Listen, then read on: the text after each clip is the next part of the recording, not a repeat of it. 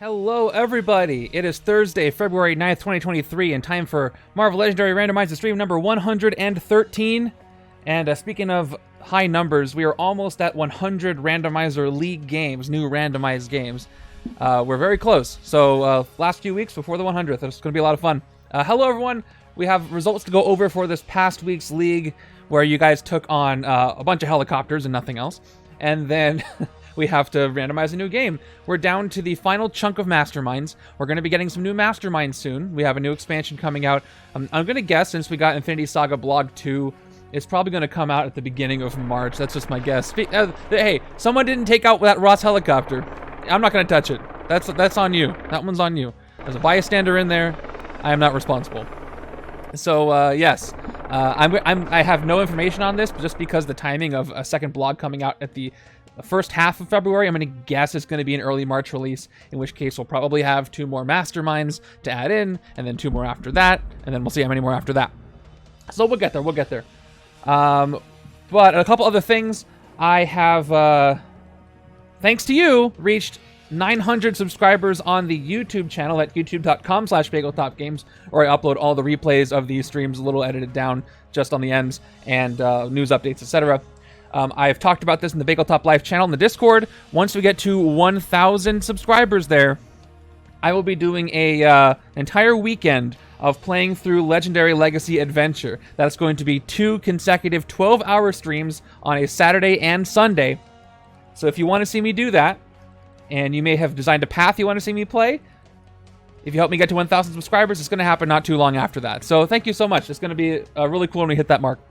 But yes, 2 12-hour streams, thanks to the nice folks in chat who said, please don't do a 24-hour stream. We want you to survive to do more streams for us. So instead of 1 24-hour stream, it'll be 2 12-hour streams. But that should be a lot of fun. I want to see how many heroes I can unlock. If you haven't had the chance to play Legendary Legacy, Arcade, or Adventure, check those out at arcadeoradventure.bageltopgames.com. I also made a couple of updates to the Discord, moved some things around, removed some channels, added some channels. And if you are on the Discord and you haven't picked a hero class yet, if you go to the Get Roles channel, you can pick a hero class that will change your name to that color and give you the little hero class icon. If you are a Coffee member at coffee.bageltopgames.com, you get special emotes and colors. And if you are a hero, you get to choose your color and your emote, which is exciting. So if you thinking about supporting on there, it helps me keep all the things I got and spinning in all the plates I'm spinning, the air keeps spinning.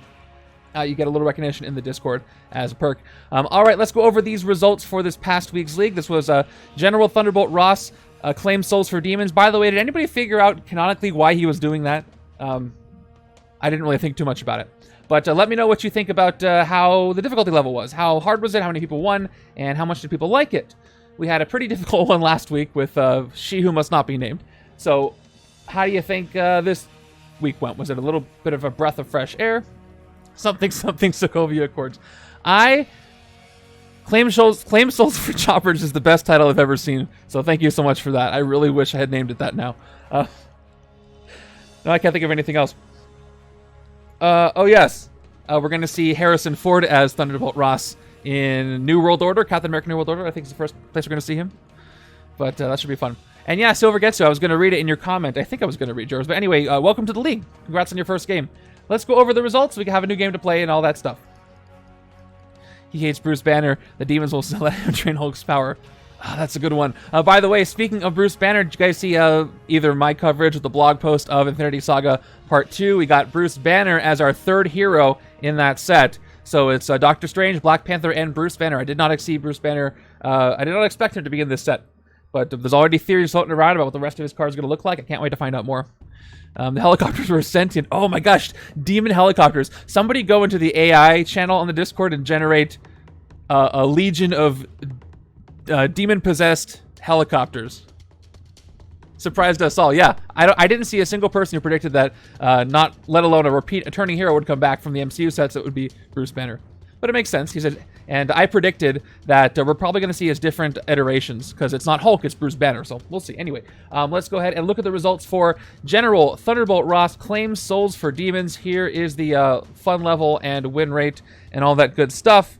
It is here. It was a 97% win rate, very high, easy, and then a fun level of 4 out of 5, which does make it a great setup, and great is good. Good is good, great is great. So if you're looking for a fun setup to play, even if you didn't get to play the league this week, check out one of these two, and you'll probably have a good time playing these. Let's go ahead and go over some of the results, reading some of the comments from this week's league, and let's find out. Hulkbuster Bruce Banner. I mean, that was in Infinity War, right? So it's possible. All right, let's go to our top 10, unless there's any comments I wanted to read. Okay, I wanted to read Orbrover's comment here at 16th place. All that was left to do was the final blow, lost because of tormented souls. Thunderbolt Ross claimed too many souls for his demons. So close. Oh, that's so frustrating. But well fought there. Jay Parnell says at 13th place, even though we spent a whole 35 turns taking down Ross, I still feel better about that game than the first one. Also, I hate Sentry. He might be my second least favorite hero. According to the comments, you were not the only one with that sentiment. I had to throw him in there because we had... he was kind of my analog for Star-Lord, who didn't really fit with anything in setup A. Which I guess that worked. All right, 10th place is Montax with 30.5 total rank points. Nice job. 9th place is Canis at... Yeah, Canis, 33.5 total rank points. 8th place goes to Mikey Gill, 34 total rank points for Mikey. Left hand had an incredible artifact deck that really made the huge difference, while the right hand had the transforming cards that weren't transforming when they needed to. I'm gonna guess that was Sentry again. Yep, we got 7th place was La Sombra 81, 36.5 total rank points. 6th place goes to Dre 2.0. Yeah, exactly. Sentry and Star-Lord are both very hard to get to work. That's why I threw Sentry in there, even though he doesn't really share that much else with Star-Lord, but that's an important part, not making it hard to get him to work. Dre got 46 total rank points, looks like 6th in turns and 5th in points per turn. Actually got Sentry to work pretty well. There's an exception. The other hand wasn't as effective because a crucial card for Doctor Strange got tucked by Thundra. Note, this time I put Red Hulk on top of the helicopter stack to remind me I can't fight them while he's out. You'll see why that's relevant in a bit. 5th place goes to Avatar with 47 total rank points. 4th place is goes to Adrian Miller, 47.5 total rank points. 3rd place is Ollie and Kyla with 52.5 total rank points. They got 3rd in turns and points per turn.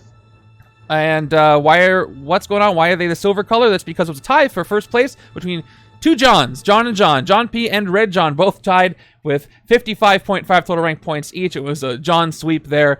Looks like John was 2nd place in points per turn, Red John in 2nd place with turns, and Red John just says, a day unlike any other, and I can guess which rare you got. It's a great one. So well done there in setup B. Let's go ahead and take a look at the setup A. For me, Ross kept inadvertently powering up Sentry by transforming. Oh, I guess I didn't even think about that. Ross would be a card, right? A card that transformed that turn. Did not even think about that, because Sentry says not hero, but card, right? In which case, that would work. All right, very cool. So... Rich Upper Deck must be crying with laughter at our accurate prediction. Oh, you mean for the expansion? I think he's understanding.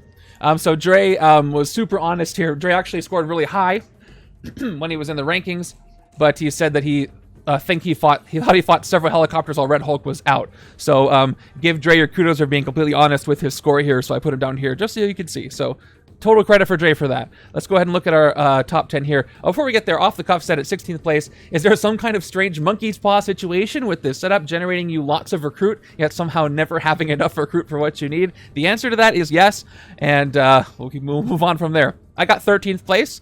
You guys swept the floor with me. So 12th place goes to Avatar, who got 33 total rank points there. I succeeded at almost all the twists, and all those Marias really hindered my end game.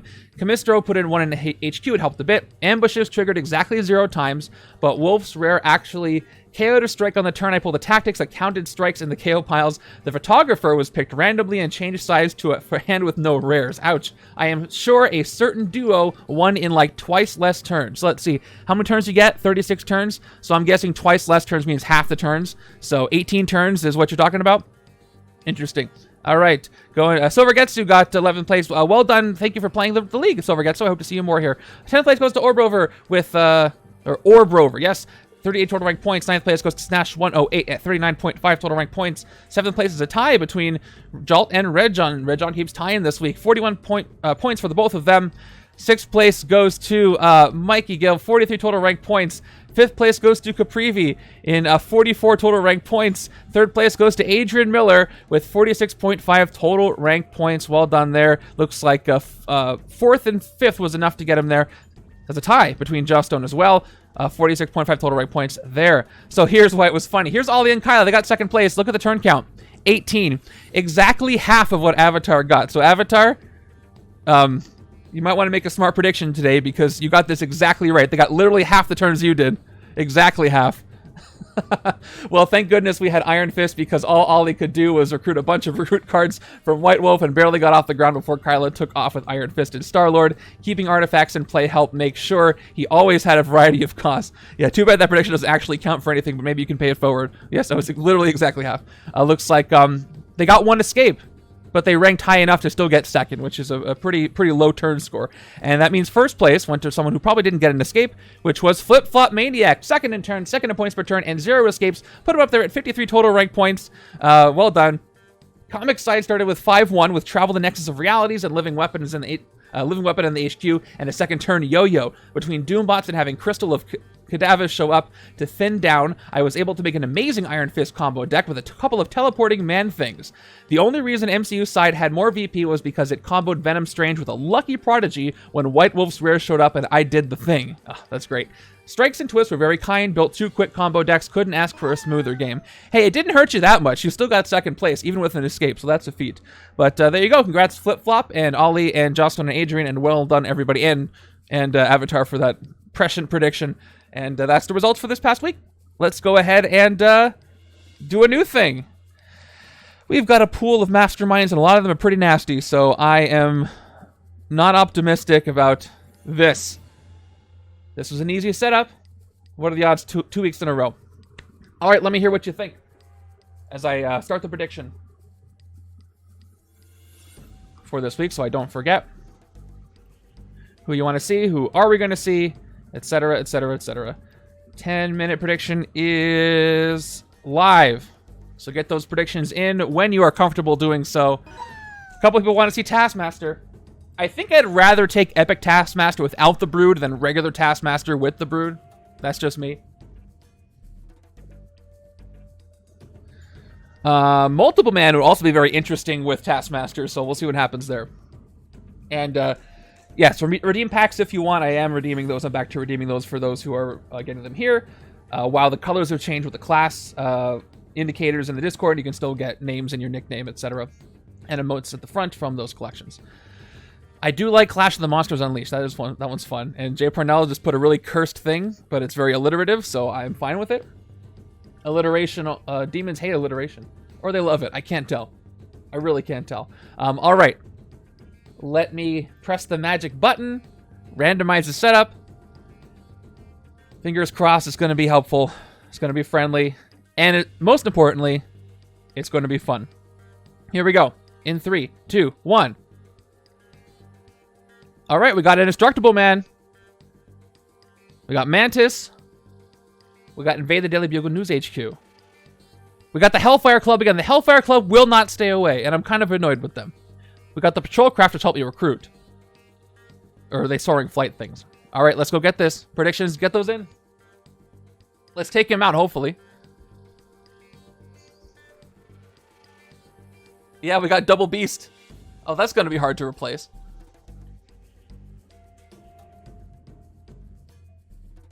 All right. Oh. Also, I forgot last time, so I need Matt suggestions. Should I keep this Matt, or should I swap it out? Oh, yeah, I can definitely Double Beast deck. And all right, let's get the rest. Need assassins. I am so tired of the Hellfire Club. They're not close to being eliminated or anything, I don't think. Yeah, what Matt makes the most sense here? Yeah, I guess the Spidey Matt makes most sense. Yeah, okay, I agree with you. I forgot to change it out last time, so please remind me if I don't do it after I finish setting up. Alright, Sentinel. I'll put him down here so I can easily swap that out.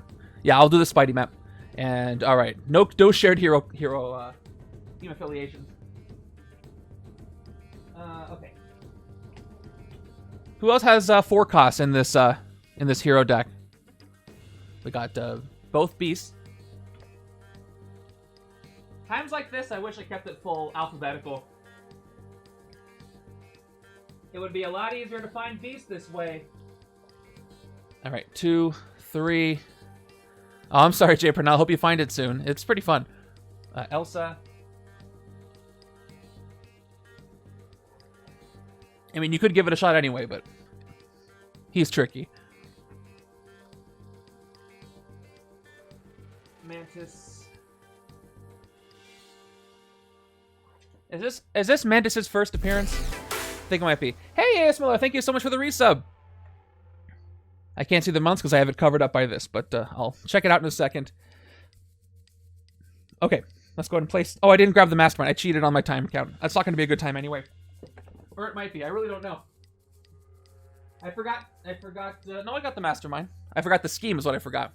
Invade the Daily Bugle News HQ. I got the shiny one. Where's that shiny scheme? I sent a couple of these out this week. There it is. More alliteration of the word letter M. Mantis and Multiple Man. All right, let's go ahead and place those things. Yes, thank you. Why did I not grab the Patrol Craft? Has anybody never seen an Indestructible Man's card effect?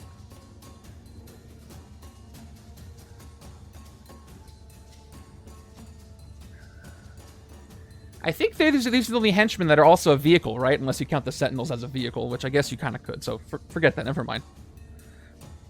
So I'll read you what he does in a second, but specifically, you can't fight Multiple Man by just using attack. You have to fight him by taking 2 of the villains he always leads and putting them back in the villain deck. It's weird and odd and fun. And I'll go over him in more detail in a little bit. Let me grab that mat.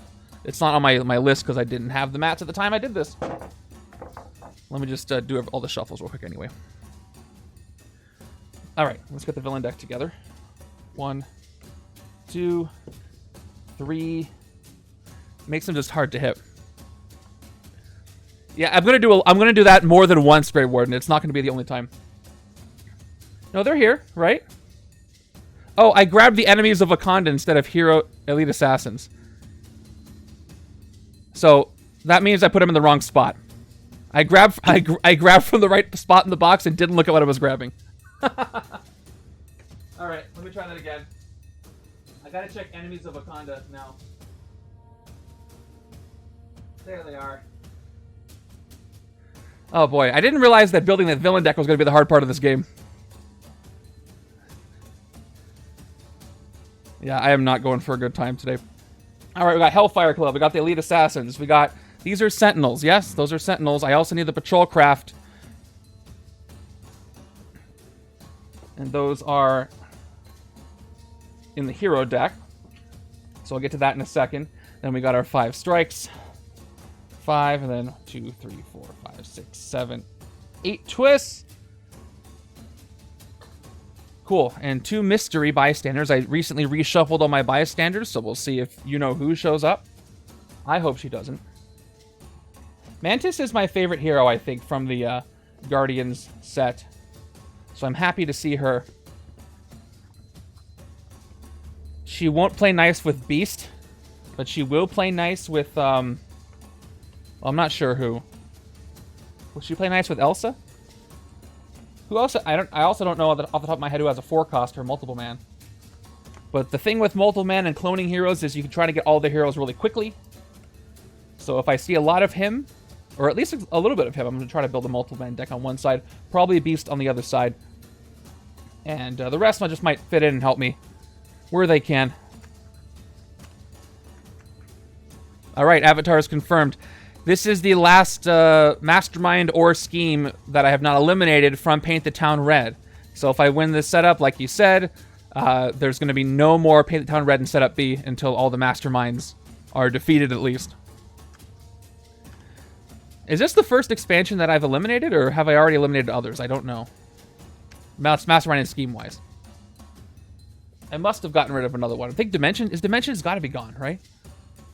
That's just Jameson. All right.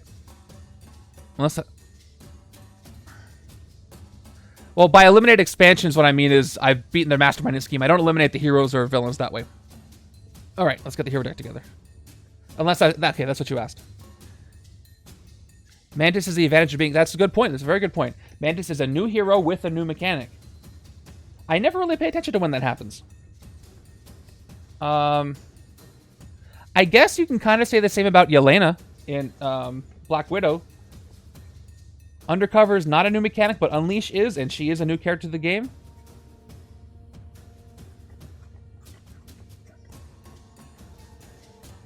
That's interesting. It's always fun when those two overlap because it's new. Who else did that? Because Yelena is based around Unleash from Undercover. That's her hero set. The Black Panther heroes are kind of based around existing things. The ambush isn't really... Nobody's based around the ambush, really. I guess White Wolf. White Wolf, new character based around the new wounding mechanic. So does each expansion usually have one of those? A new character with a new mechanic? It would be fun to put that list together, who that would be in all the expansions. The big boxes are going to have a lot of them. And Messiah Complex is full of them with everybody who's cloning. Doctor Strange. Doctor Strange is very close to being eliminated. The hero. We've seen him a lot. The one from the Illuminati one.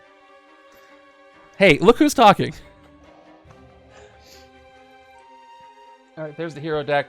I won't forget the mat, I promise. We'll get the starting hands together, and then I'll get the mat. Then I'll... Oh, I didn't put the patrol craft in the hero deck. All right, let me go ahead and fix that. Okay. Let me hide this for a second. All right, so yeah, 6 extra henchmen. So 6 patrol craft in the hero decks. Let me fix that. I'll make 6 piles, shuffle it all up. 1. If you came here for an excruciatingly long setup, I still have things to give away. Oh! Yes, and there's something I have to share. Where did I put that?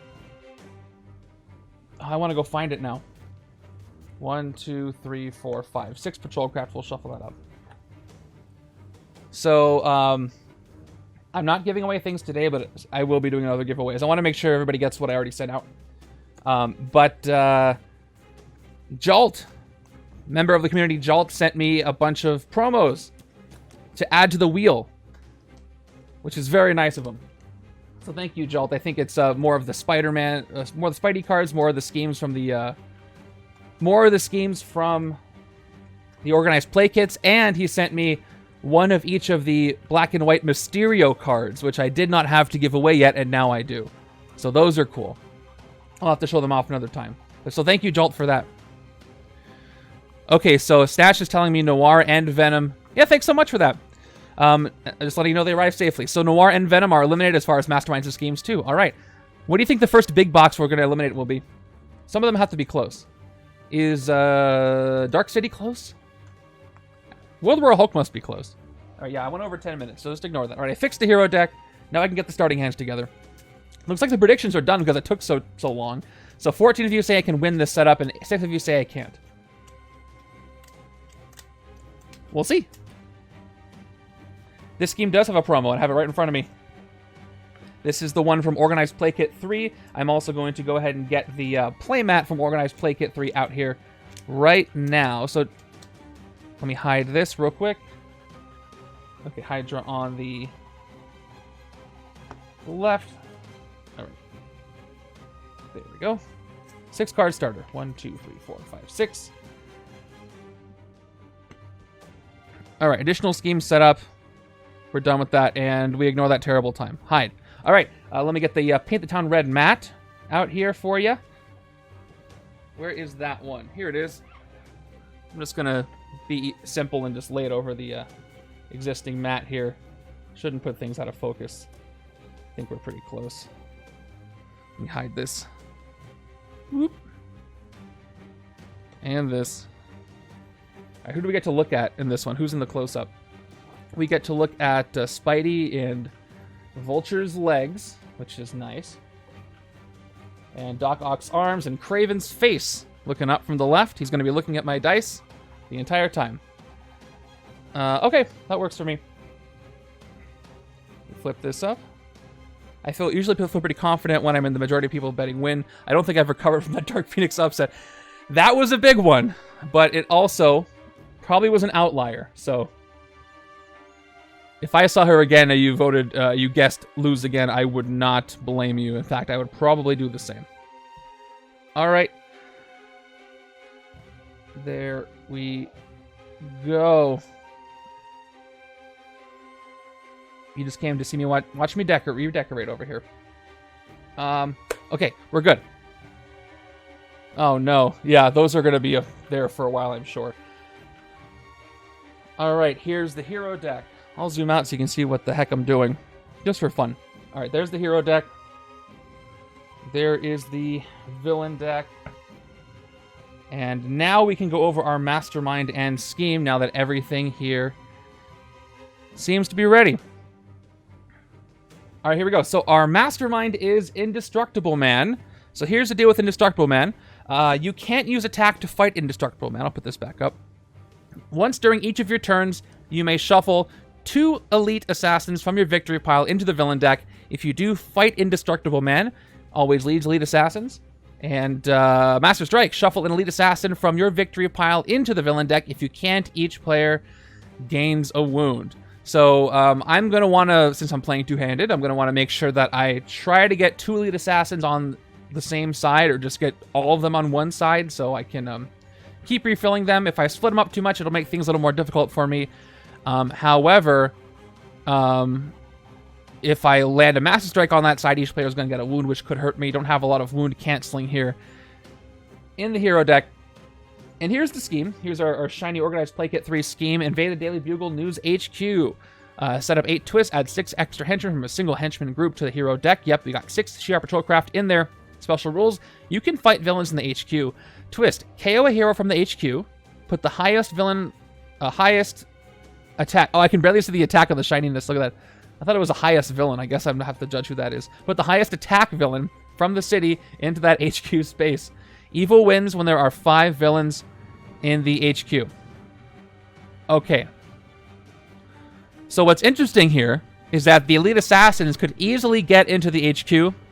They're not the strongest villains out there, and they're not designed to be. They're designed to be easier to hit because you're supposed to keep having them enter the city over and over.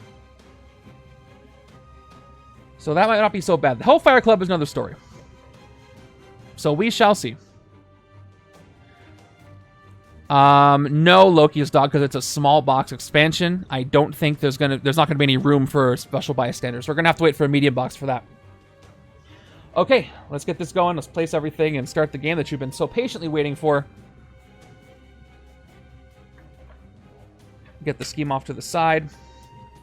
And we are go. I have 8 twists down there. By the way, I got to keep track of villains in the HQ. I could keep track of that with a counter, but you can literally see if there's 5 villains in the HQ, so I won't worry about that. I don't think we've ever gotten an MCU promo, and I don't think we ever will, because it's not like you can get alternate art for that. I think promos are going to stay. I could be wrong, so record this. But I think that promos are only going to be illustrated. That's just my guess, right? I don't think there is one. Is there one? Which one? Okay, it is a promo. It's a first print promo. I mean, there's not going to be like extra purchase this promo kind of thing. No alternate art promos is what I mean. So yeah, Damage Control is a promo. It is a unique mechanic promo that came with the first run of Homecoming. But I don't think we're going to get alternate art screenshot promos, though. So I guess it's a small box. It could be in there, but I don't know. All right, who's starting on HQ? I hope it's friendly. We got Furry Fury Beast. We got Captivating Conundrum Beast. We've got... all right, there's Multiple Man's Rare, and that's great. This is the promo, right? Or this is the... I can never tell if this is the promo or not. It doesn't say LPC. I don't think it's a promo. The other one's the promo. We got Defend the Shield Wall, Elsa. And then we got Mantis and Ego there, the divided card. That's the normal. I messed that up every single time.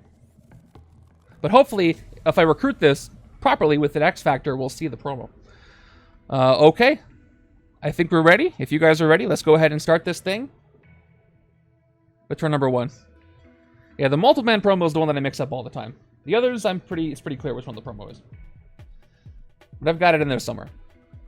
All right, turn 1 is going to give us a 4 and 2. First card from the villain deck is going to be Of course it's Harry Leland, who's going to make everything harder to recruit. And I could have gotten Multiple Man this turn, but I probably would have waited. I could have gotten Beast this turn, but now everything costs 1 more to recruit, and Escape has the same effect. So that's really annoying.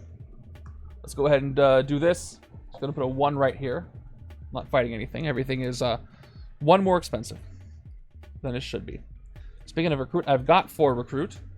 The only thing I can take now is Captivating Conundrum if I wanted to take something from the HQ. It is 1 attack and Extreme Tech, draw a card. This would work pretty well with Multiple Man because of his tech cards. Because chances are I will have one of them out. So I'm going to start by taking this for 3. That means I can't get a sidekick, but I got to get something. So I'm recruiting it for 3 thanks to Leland. I can't get Furry Fury or Mantis because Leland just made everything 1 more cost. So everything costs 1 more to recruit this turn. So that cost me 3. Don't get me wrong, I'd love to take those, but I have to do what the Hellfire Club says because they're very mean. All right. Upside Down Thinking is really cool. I like it. This is actually pretty interesting when combined with the cloning heroes. I can make the cloning heroes cheaper and probably clone a lot, or it's just Multiple Man. I can clone a lot of him, so we'll see. We will see. Moving over. I'm hoping for another win today because, well, I'm not going to say. Turn 2. Yes, he does gravity things. So do you expect when we get a power pack expansion for, which is the one of the power pack that does gravity things? Which member of the power family? Is it Alex? Maybe similar things to help you, maybe make them cheaper. All right, we got a first Master Strike here. So, or Graviton, who's in the Hydra. He does Hydra level stuff. All right, shuffle in the Elite Assassin from your victory pile into the villain deck. If you can't, each player gains a wound. So, of course, this is just the beginning of the game, so everybody's going to get a wound. 2 wounds go out. One of them is a Grievous wound. He got Corrosive Webbing on the right. Don't know how he got his hands on that, but that was annoying. So now I've got all 4 attack. I have a reverse 4 and 2, the elusive rare reverse 4 and 2. But I can't hit anything for 4. There's no helicopters to hit, unfortunately, this time. So all I've got is 2 recruit to use. Does he? Okay, that makes sense. Yeah, the gravity effect. And a Black Bishop would have come first. So gotta love that throwback. All right, so many things to take from the HQ, but nothing that I can actually take. So we're gonna go with a sidekick for 2. And it is a sidekick. Alex, yeah, it is Alex. Okay. So I expect Alex to do something like make things cheaper in the HQ. Do they have the ability to switch, or do they just switch powers between themselves that one time? Because I read the comic where they did it the one time. And I thought that was the only time, but I could be wrong. I could be wrong about so many things, and I often am. So do with that information what you will. Turn 3. We got our first twist. So here's what happens, everybody. KO a hero from the HQ, but the highest attack villain, I keep saying that, from the city into that HQ space. So Leland's coming into the HQ. Who am I getting rid of?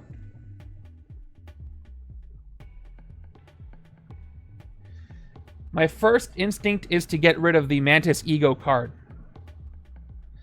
I want to keep Elsa around. Although she's pretty weak without shield cards, but I'm not going to be doing a lot of KOing. Although the Sentinels are here, so I might. Don't want to get rid of Multiple Man's rare. Don't want to get rid of... Upside Down Thinking is great, but maybe I don't need it with all this cloning, but the dual class is nice to trigger things. Furry Fury, if I decide to build a Beast deck on one side, that could help. The right-hand side doesn't have anything yet. I can go Beast on the right. Oh, this is a tough one. I think I'm going to have to go with Selfless and Selfish, unfortunately. Alright, so that's getting KO'd. I can, but I don't know if I want to.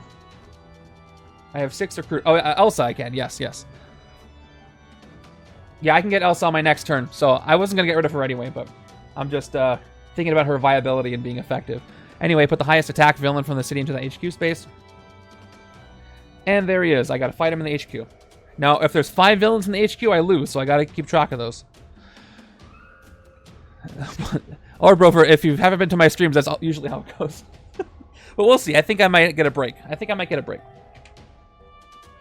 Alright, so speaking of stuff, I got 4 recruit. I don't want to take reabsorb duplicates yet. I want to clone that badly. But I would love to go with a tactical formation deck. So maybe this left side is going to be the beast side, because I did already take a beast card. Alright, that's what I'm going to do. I am going to start with upside down thinking, because it will help me get more things. So let's go ahead and take that for 4. Maybe I'll throw multiple man in with beast. I don't know. I haven't decided.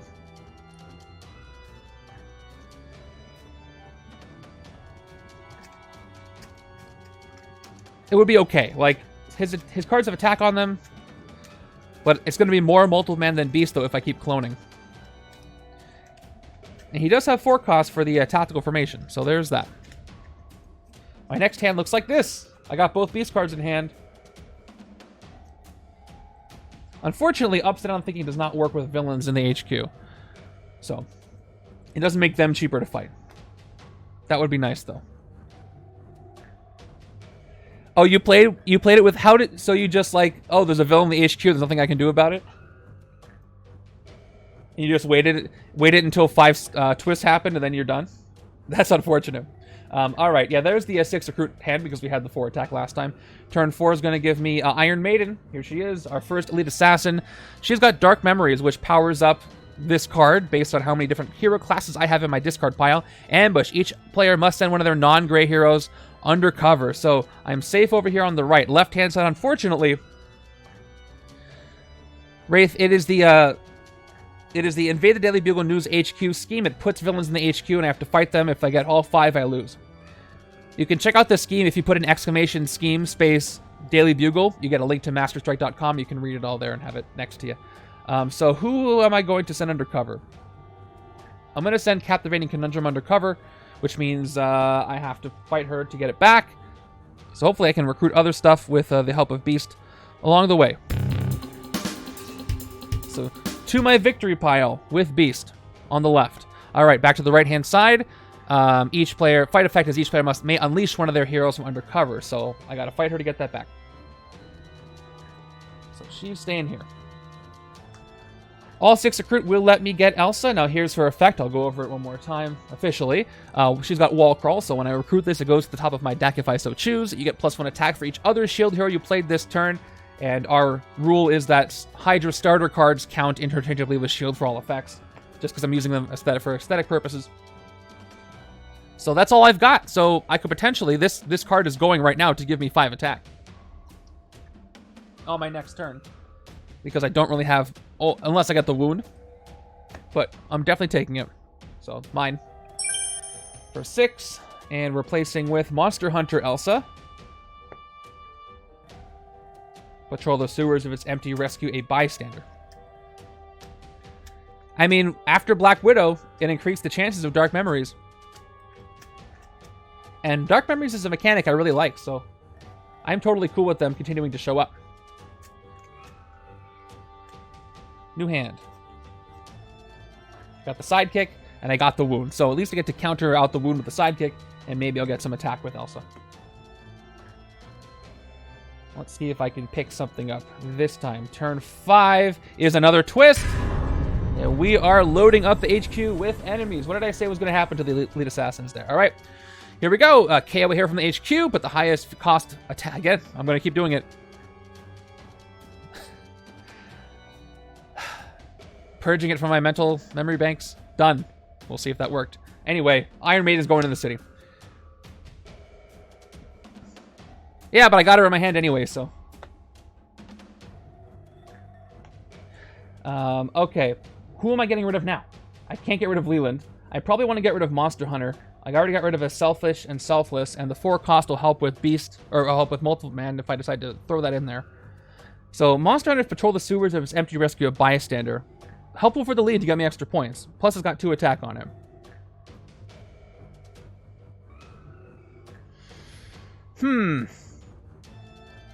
I am going to get rid of the other...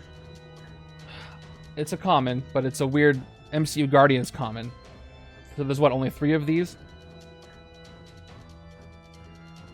Both are technically dual class in a way. I'm going to get rid of Monster Hunter, actually. I could see Mantis being helpful with Multiple Man.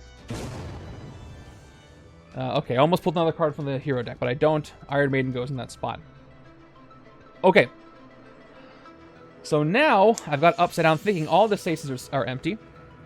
So the hero, I pick a hero space, control any hero, city space. If it's empty, then the hero in the HQ space under it costs 3 less this turn. I've only got 2 recruit. So I can cheapen any of these. I can only take 1, though. And again, I don't want to take Multiple Man just yet. So I'm going to go ahead and pick up Furry Fury. In hopes that I can make that work. It's only going to cost me... I'm going to pick the bridge. This one only cost me 1. I'll pick it up. And there's another Multiple Man. Alright, I'm going to pick that up. And then I can get the rare and clone it. Once I get going there. See ya. Those wounds... Early wounds will... appear very, very quickly. We've got Elsa again. Turn 6 is another Master Strike. Yep. What a shuffle I've done.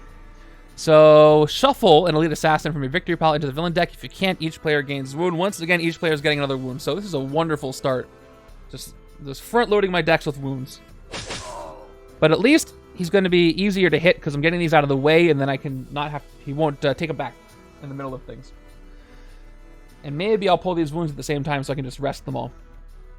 And there's nothing to fight except for the villains in the HQ. So I want to hit one of them. Let's get my maximum attack. I'll play the sidekick first to draw 2 cards on the right-hand side. 1, 2. I'll play all my shield cards. That's 1, 2, 3, 4 recruit and 1 attack. And then I can play Elsa, who is going to trigger off of those. 1 attack for each starter I play this turn. So I got 1, 2, 3, 4, 5 attack. I'm up to 6. I don't have any heroes under cover over here, plus Harry Leland is more expensive. So I'm going to hit him for 5 in the HQ. He has no fight effect, so he is gone. Man, how fun would it be if Weaponized Galactus ended up in the HQ this way? Just, hanging out there. Let's not think about that. Refill with a hero. It's going to be Perfect Match Multiple Man. Alright, I'm saving Multiple Man for the other side. But now I have Oops All Multiple Man, so maybe I will take Selfish and Selfless over here just to move things along. Let's take a peek at it. This is Selfless. To recruit, instinct draw a card, another player draws a card. Selfish is to attack, and then same effect except another player discards a card. Which I'll only use if I'm desperate. But it will trigger off of Elsa. Yeah, he couldn't move. He'd just be hanging around. Okay. In the spirit of moving the HQ along, I will take the divided card here for 4. And there's another Furry Fury. Oh, I've dealt with worse organizing nightmares, but yes, that is one. Okay, so why would he do that? Would he not want a he's trying to silence the story of some bad press about him? Which one of the heralds, here's a question for you. Which one of Galactus's heralds would be his publicist?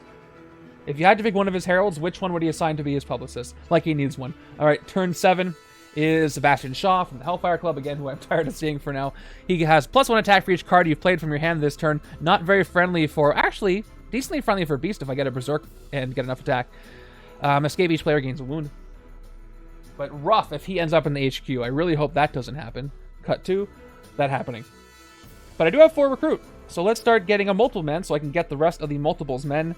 I won't be able to clone one of these, but I will start with me, myself, and I to start recruiting stuff. This one does not clone, but now I can try to use that to clone reabsorb duplicates. And I have tech, so I can clone Perfect Match later, immediately from the HQ, if I have the tech.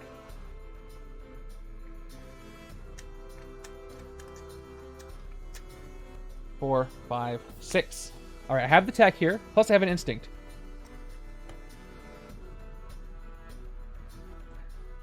What do you guys think about this? Imagine, and this is not out of the question because we know many characters who would easily apply to both, hint hint, a hero that that has wall crawl and clone. Now that would be tricky because clone only applies to heroes. No, it'll apply to both. Imagine wall crawl and clone. Oh, that is right. He is not one recruited clone. I will have to get him anyway. But it makes more sense to get him after I at least get one X Factor first anyhow. All right, turn 8 is going to be...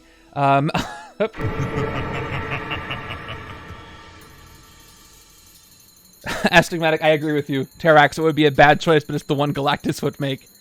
Firelord is a good option, but I agree with you. He would choose Terrax. Okay, we do the thing. No shuffling, because I can't. We got 2 more wounds going out. At least they're standard. Let's get all the wounds. Let's just get them. Let's get them all in one hand, and we can get rid of them all. All right, that's 3 out of 5 strikes played. I've got 4 recruit and 2 attack, and I'm going to pick up.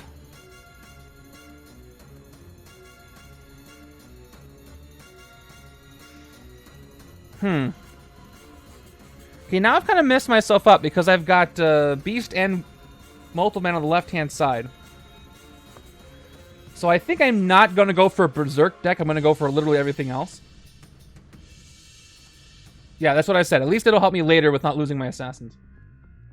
I'm really tempted to take one of these cards into the right-hand side.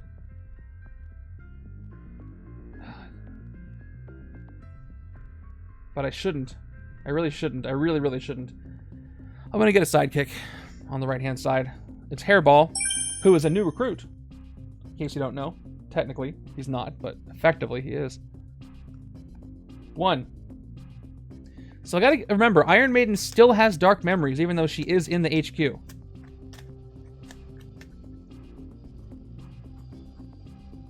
That's 1, 2, 3, 4, 5, 6 potential recruit. Not a lot of attack.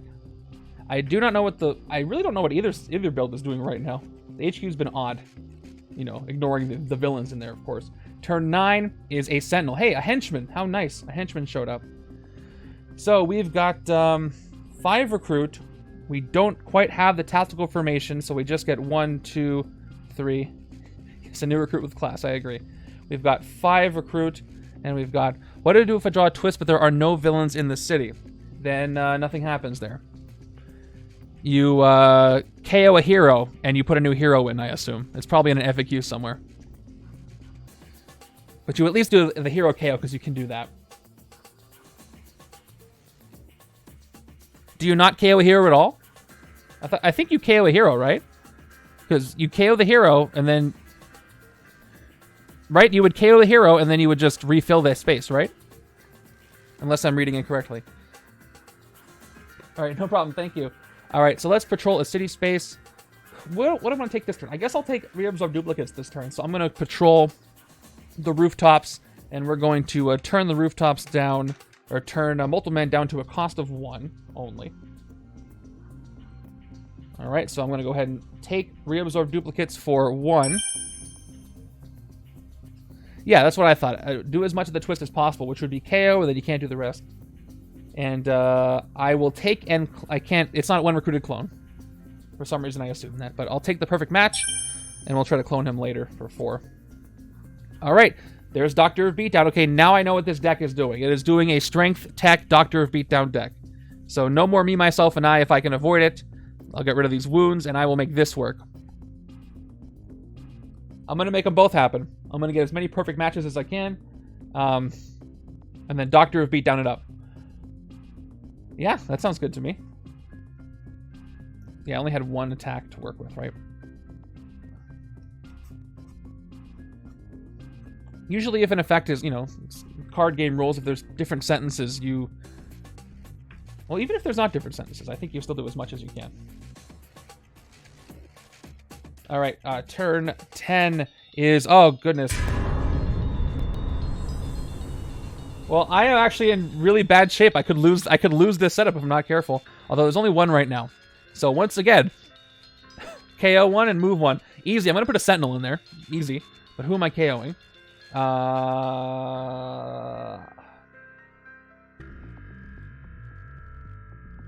Perfect match gives you 1 attack for each card name that you played at least twice this turn. I'm going to be doing that a lot, I think. But if I KO a Furry Fury, that makes it harder to do so.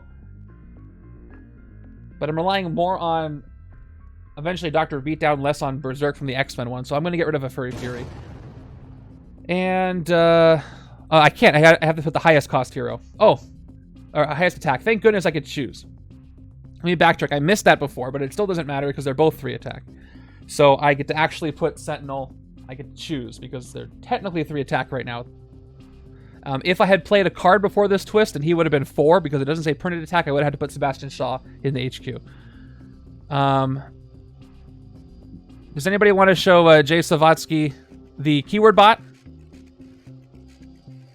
Okay.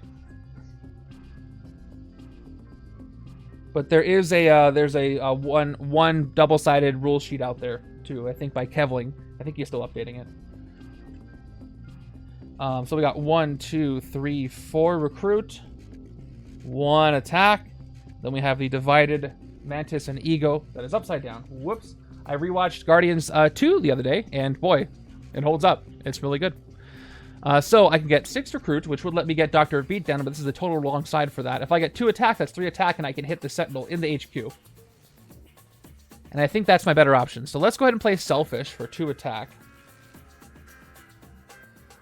And it does not activate the power because even though that gap is there, everything is tied to the ranged superpower, which was confirmed when the set came out because I wasn't sure.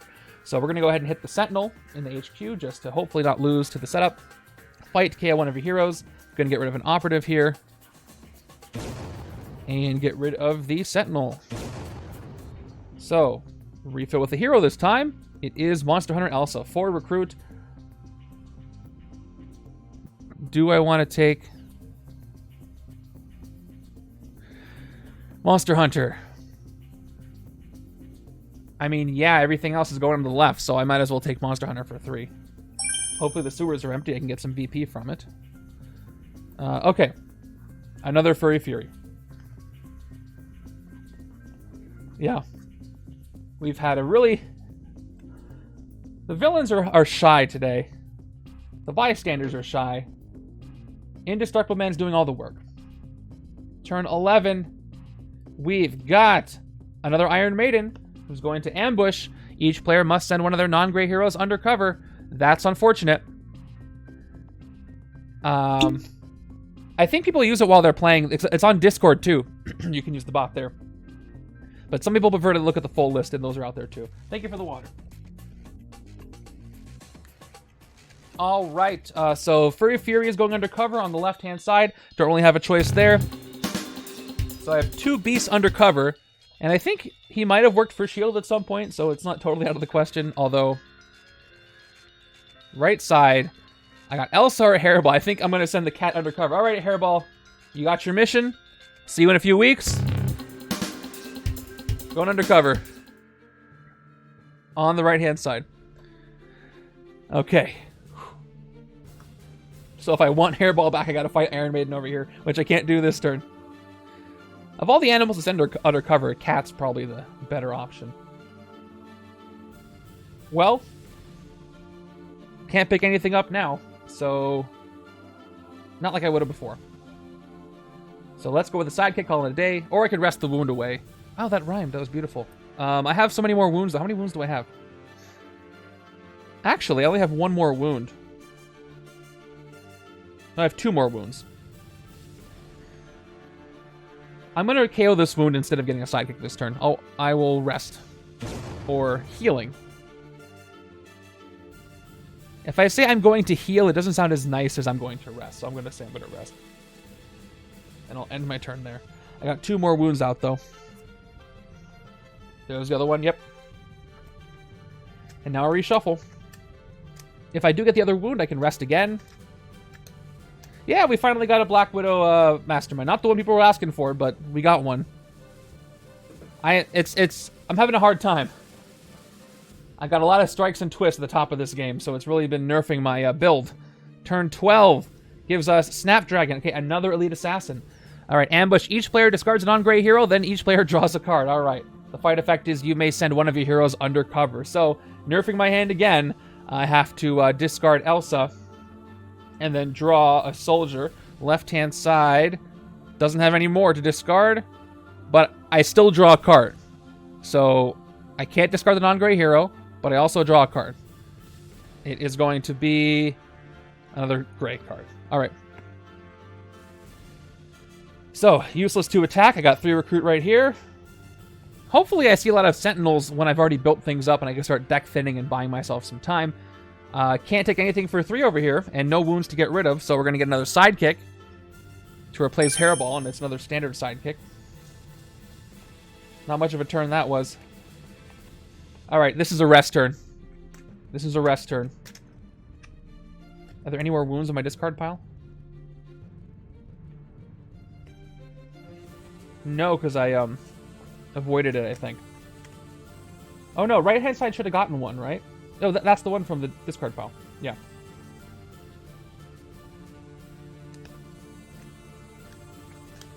Okay. Operative. 1, 2, 3, 4, 5. Not a great hand.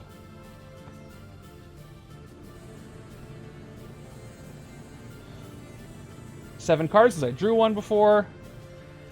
Turn 13 is Snapdragon again. So Elite Assassins are showing up, nerfing hands left and right. Once again, I've already nerfed my hands to oblivion, so each side just gets to draw a card. So left-hand side is going to draw a trooper, right-hand side is going to draw a soldier. Okay. So I do have 4 attack. I have no discard pile, so I can fight any Elite Assassin I want. I could fight Iron Maiden in the HQ, but that's not going to help my city problem. Right-hand side is going to rest, so I probably should hit one of the ones in the city.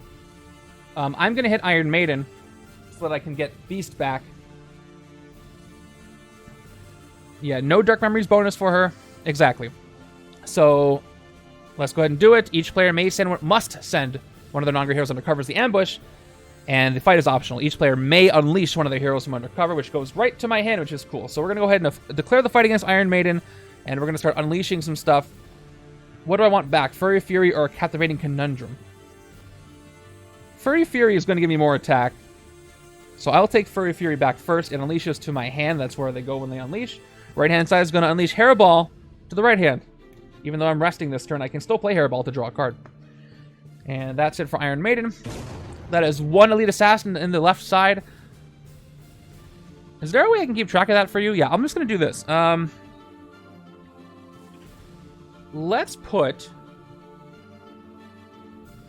Let's use these for little counters over here. So I've got 1 Elite Assassin over here on the left. And I have 0 on the right. There we go. That's not too intrusive. So these are going to keep track of where the Elite Assassins are victory pile-wise. Okay. So now I can play Furry Fury if I want. I can go 2 attack. And I can Berserk once. I'll see if I get lucky. I Berserk. Upside Down Thinking. So no attack for me. Additional attack. I've got 3 recruit. I can KO this wound and hope for another one if I want. I'm going to do it. Let's go ahead and get rid of the corrosive webbing. You may KO this wound if you do gain another wound. And let's hope I don't get a grievous one. And good. Another standard one. That's what I was hoping for.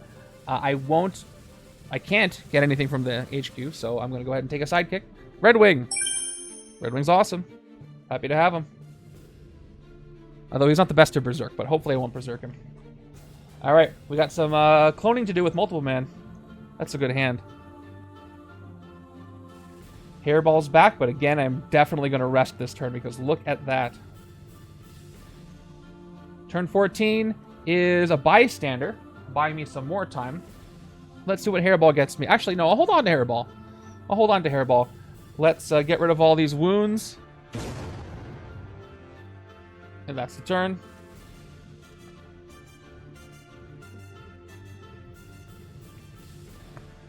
Max of 3 attack this next turn. Alright, let's do some cloning, shall we? Turn 15 is another Sentinel. Alright, things are slowing down a bit as far as the pressure. So I want to play me, myself, and I first to clone the rare instead of doing it the other way around. but I do get to activate the tactical formation because I have 3 cards that cost 4. So let's do this in this order. To recruit, tactical formation 4/4/4, draw a card. I get to draw for having 3 cards that cost 4, and it is a wound, which is nice. Now I'm going to go ahead and play Reabsorb Duplicates to attack.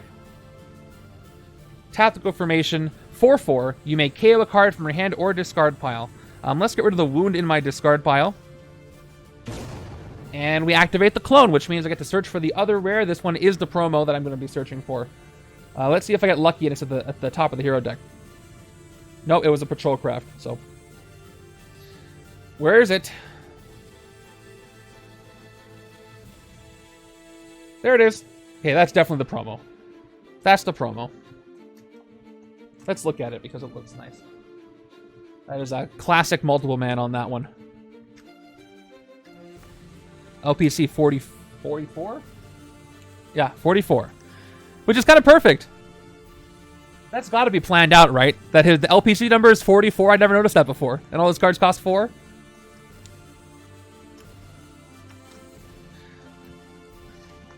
All right. And the hero deck is reshuffled. So this one is cloned, which means to my discard pile. That's really funny. The things you notice. So perfect match. I want to play my agents first. I guess nobody noticed that. It's gotta be on purpose. That is a so Upper Deck's Mark, his favorite character is multiple man, and he has a hand in these things. I'm pretty sure that is his doing. I'll have to ask Rich. If I can't hear from him. 3 more recruit. I got 5 recruit. All right.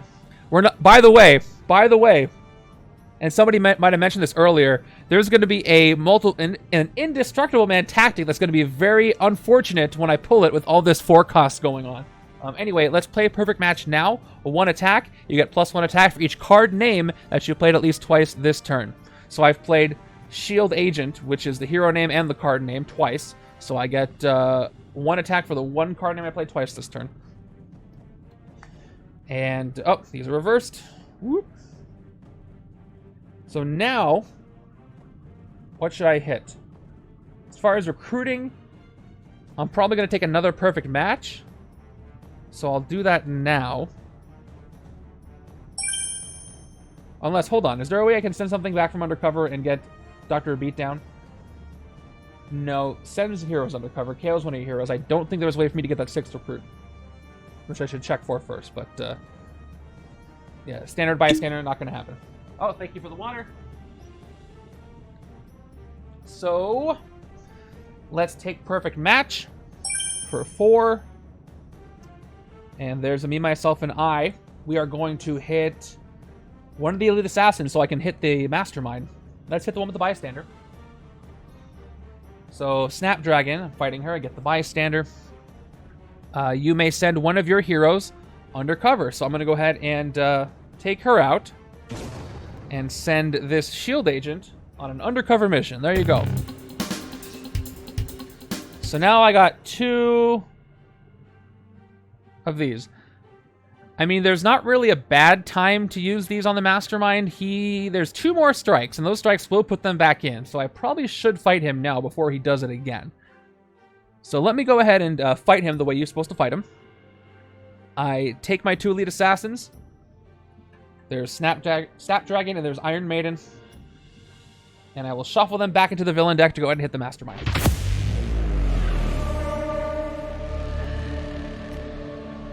He does. So before I reveal a tactic and shuffle these back in, let me see if I want to do that.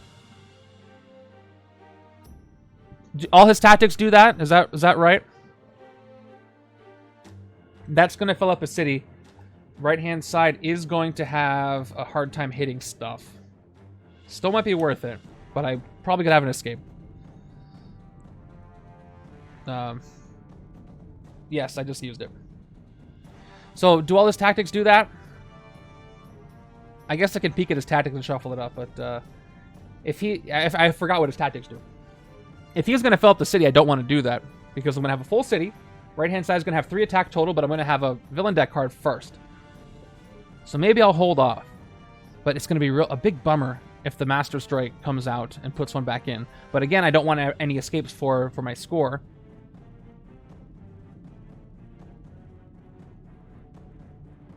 I have to look at his tactics. So I don't have to reshuffle those. All 4 do it. Thank you. That's what I forgot. So, okay. With that reminder, let's not fight him yet. So I'm going to hold off. I'll get to it. And yeah, I definitely don't want Shaw escaping. Well, I mean, it wouldn't hurt that much, but I don't want more wounds, and I'm thinking about my score. Yeah. Let's not do that. I might get into the habit of looking over the tactics before I start the game, which you totally should do. I like to be surprised, but there are moments where it would be a really bad strategic decision to actually fight the Mastermind like this. So I really should start looking at those again. All right, we'll stop there then.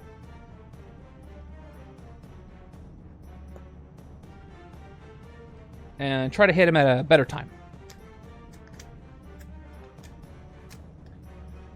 I mean, I could just get a bunch of scheme twists that just keep putting villains in the HQ, but that wouldn't be great either. Okay, we got 1 multiple man. Yeah, it's an easy way to lose, and I definitely done that before. I'm like, oh no, this tactic? I forgot about this one. I'll try to make it a habit of at least quickly going over the tactics so we all are on the same page. All right, turn 16 is Black Lotus, another elite assassin coming in, which if I did shuffle in those elite assassins would not have necessarily been the case. Ambush, each player discards a card that costs 0, fight to get +3 recruit. So I will discard this, well, if I discard the soldier, I can't fight anything. So let's, although if I discard the operatives, I can't recruit anything, but I'd rather fight. Let's discard an operative on the right. And left side, if I had a wound, I could discard it, but I can't.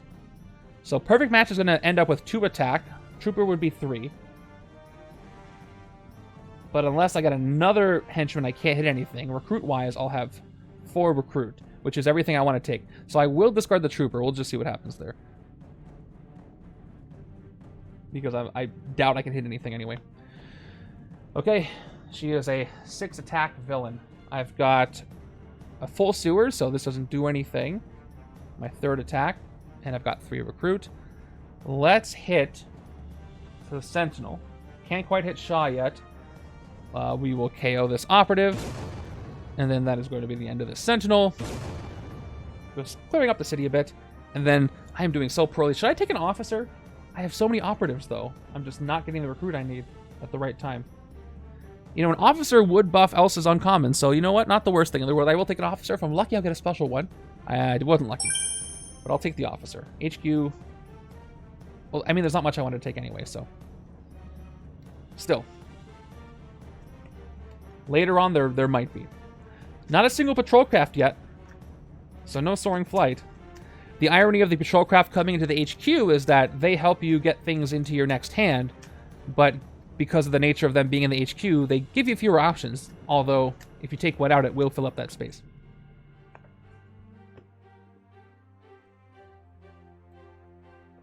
Okay, we've got turn 17, which is another Master Strike. Well, I'm going to have to put one of these Elite Assassins back in, but at least I will avoid a wound for once. All right, shuffle an Elite Assassin from your victory pile into the villain deck. If you can't, each player gains a wound. I avoid both wounds, so I'm fine with it. Who do I want to put in there? Probably Snapdragon. She's a little more friendly than Iron Maiden. They have the same VP value, but she's got Dark Memories and sends my heroes away. So Snapdragon's going back in to the villain deck. No wounds go out. I love how both in the game and canonically, it's almost impossible for multiple men to beat Sebastian Shaw. Yeah, I wouldn't be surprised if that was thought of. I don't think it was, but maybe it was. I don't know. I love it, though. Oh, man, that one... so I am not... Oh, I think it was part of the Messiah Complex storyline. The thing that happens with Multiple Man and Siren. That's one of the darkest things I think I've seen in my entire reading of Marvel Comics this far. I don't want to get into too much detail, but man, that was brutal. So super powery, sci-fi, weird, and brutal. What happened there? Okay, I've got 4 recruit to work with. Won't even bother playing perfect match. I'm going to go ahead and take a Furry Fury because I'm really trying to get Doctor of Beatdown to work if I can hopefully get it, even though I keep taking cards to give me attack. And there's another Defend the Shield wall for the right-hand side. So I might just load up on Elsa and Shield Officers on the right and try to KO everything else if I have the opportunity. Okay, there's an upside-down thinking. That'll make Doctor of Beatdown cheaper if I can keep this bridge clear. But I have no recruit, so won't even matter. Speaking of slowing the game down, boy, do I hope I get that. I get an opportunity to try Doctor Strange, MCU, and one of the Phoenixes. What did it mean by worst? I thought it was good. It was just devastating.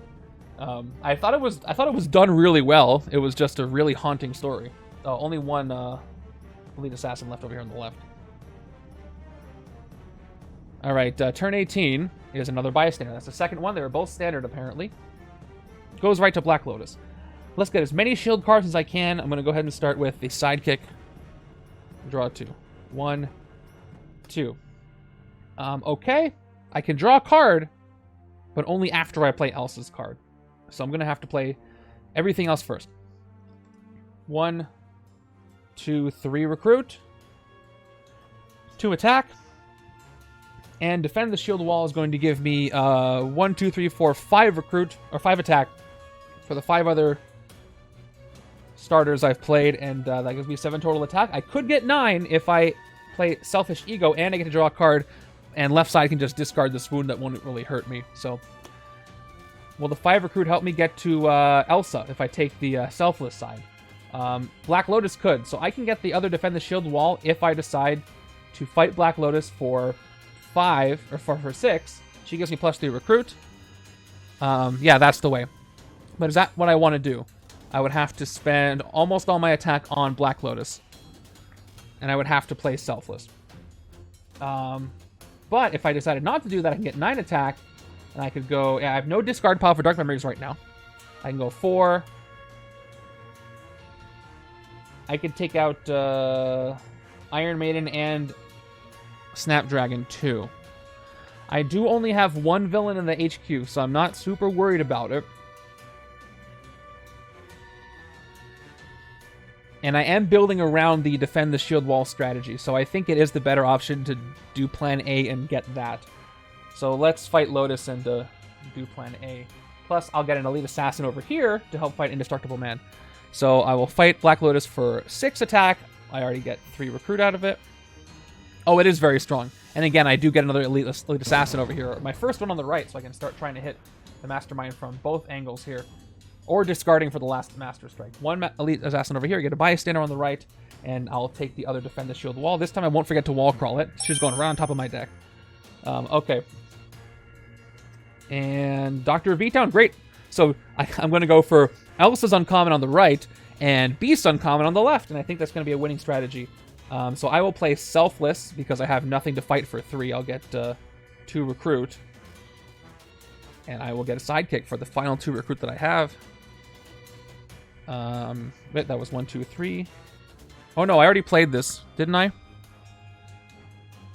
I got 6. I got 6 by fighting in the operative, so I didn't play Selfless yet. So it's legit. I got 2 left. Hairball. Oh, Hairball's back. I say that Hairball is technically still in my victory pile. Oh no, I unleashed Hairball, but now I have a second Hairball. Wow, that was some covert op. Hairball cloned himself. Okay. Yes, I like this strategy. If I'm lucky, I'll get a 3rd Elsa. Speaking of Elsa, I'll get to use her in the Werewolf by Night setup. I'm several setups away in the MCU order, but I'll get there. Okay, we got Blue Talon from the Elite Assassins coming in. This is always funny. So Blue Talon in his card art in the upper left-hand corner, you can't really see, I have to move my hand here so I can brighten it. He's got that little line for the art, and I always think the card is cut. The card is cut or printed wrong, but it's just part of the art, and it confuses me. Anyway, he's got Dark Memories as well. Ambush. Each player reveals a ranged hero or gains a wound. So no ranged hero here on the left, so left side is going to definitely gain a wound. Right-hand side can reveal Elsa, so right-hand side is going to reveal Elsa, the one I wall crawled. Thank goodness for wall crawl, but left-hand side gets this standard wound. I thought the left-hand side was going to be the standout success, but it looks like it's going to be the other way around. So the fight effect is you may send a hero from your discard pile under cover. A hero, not a card. So, no recruit. So upside down thinking is not going to do much, although it will trigger... No, Furry Fury has X Gene, which cares about strength cards in your discard pile. So, I do have one. So let's see how much attack I can get. We're going to go ahead and... I have enough cards in my deck to do this. Now, Berserk does not play nice with Dark Memories. Right now, I have that one class. I have Strength and Tech, actually, in my discard pile. So, Blue Talon and Iron Maiden have a +2 bonus. Let's use my green die to track that. +2 bonus to attack for all the Dark Memories enemies. But I might be able to hit Sebastian Shaw if I do well enough. So he's going to go up to 4 attack right now after the first hit. After the first card played. He gets +1 for each card I've played from my hand this turn. Yes, exactly. Let's see if I can do that. 2 Berserks might do it. First Berserk's going to give me an agent, so nothing. Second Berserk, thanks to X Gene, gives me nothing. So, no such luck. Let's see, so Shaw's going to go... If I keep trying to do this, he goes up... That's 2 attack. He's going to go up to 5, 6, 7. And I'll go up to 3, 4, 5, 6. So I'll just be out of range for hitting him. So let's not worry about Shaw right now. Let's just play what I've got. 2 troopers up to 4. Perfect match. Gives me 5 plus 1 attack for the shield trooper name I've played twice. That's going to be up to 6. So what can I hit? I can hit Iron Maiden's got still a +2 bonus. I didn't berserk away any non-grays. So they're at 6. So Blue Talon's at 5. Iron Maiden's at 6.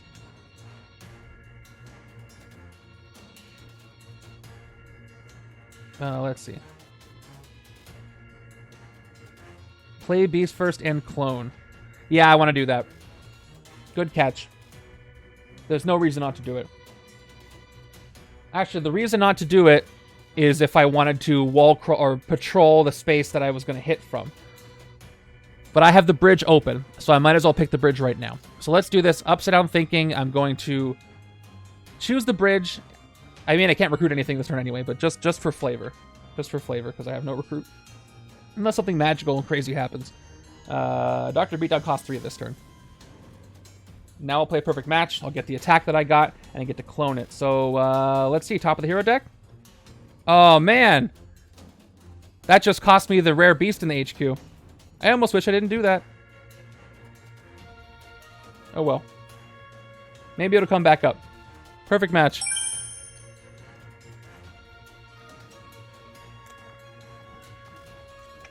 All right. It still was the right decision to do that. Is it print? Wait.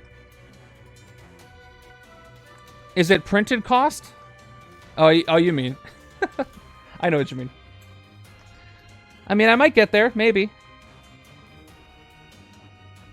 So, just some curious. The clone mechanic on the Sinister clones. What do the Sinister clones say? They say clone a hero that costs what or less. Is it printed or is it not? I don't think that's come up. I forget their exact text. Okay.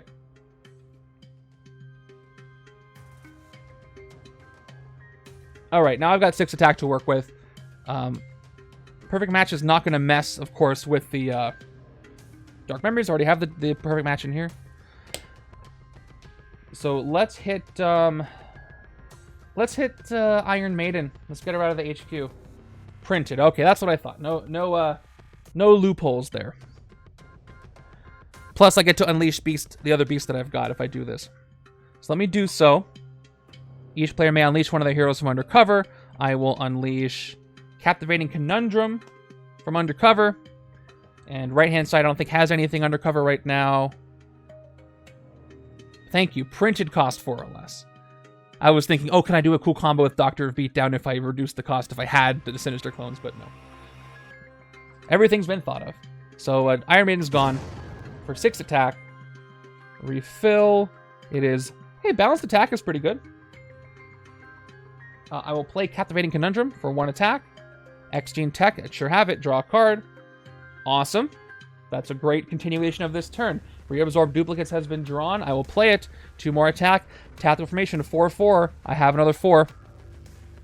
Yeah, that would be kind of a problem. You may KO a card from hand or discard pile. I'm going to KO this wound from my hand. I don't have any Grievous ones, do I? Nah, let's just get rid of the one in my hand. All right, and I get to clone this, or I would have if I didn't already have both. So I don't get to clone it at all. But that's fine. I have 3 attack. Thanks to Blue Talon's Dark Memories, Blue Talon is at 5, and I can no longer hit anything. So that's my turn.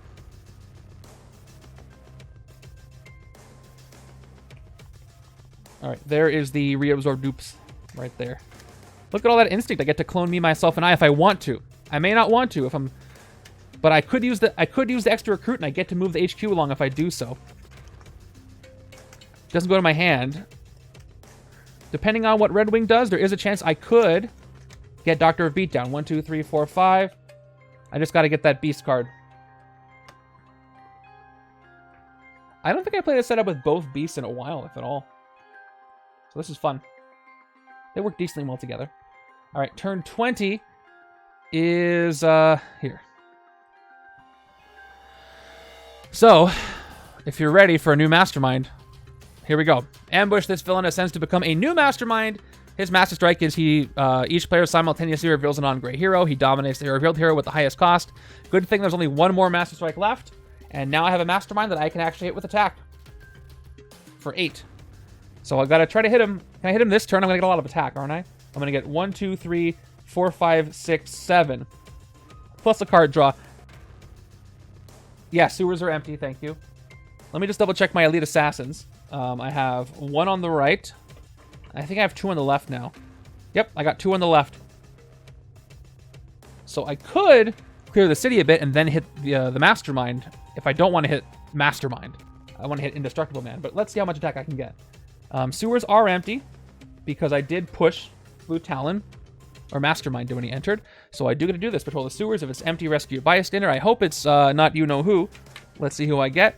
It is a standard bystander. So that's fine. That's 2 attack. Oh, that does count as a shield. That is enough. So I'm going to get 1, 2, 3, 4, 5, 6, 7. Yeah, I'll have enough to hit Mastermind, but we'll see if I want to do that. Hairball, draw a card. Put this in the bottom of the sidekick stack. It is a Hydra Soldier, even more attack. Thank you, Hairball, for that. I've got 4, 5 attack. I got to play my Operative and my Officer for 3 recruit. And now I'll play Defend the Shield Wall. So much better of a card thematically for me, and now that I've read Secret Wars 2. I get +1 attack for each other shield hero I played this turn. So again, starters, 1, 2, 3, 4, 5 more attack. I'm up to 10. Dark Memories wise, let's update that counter. I've got a ranged, I've got an instinct, and I have a covert, the other hairball. So that's +3 to to Blue Talon. So do I take out Mastermind, or do I take out Snapdragon and Sebastian? I can't take out Sebastian Shaw. Oh, I can only hit... So Blue Talon gets what? +3? He's at 6. I can hit both Elite Assassins this turn.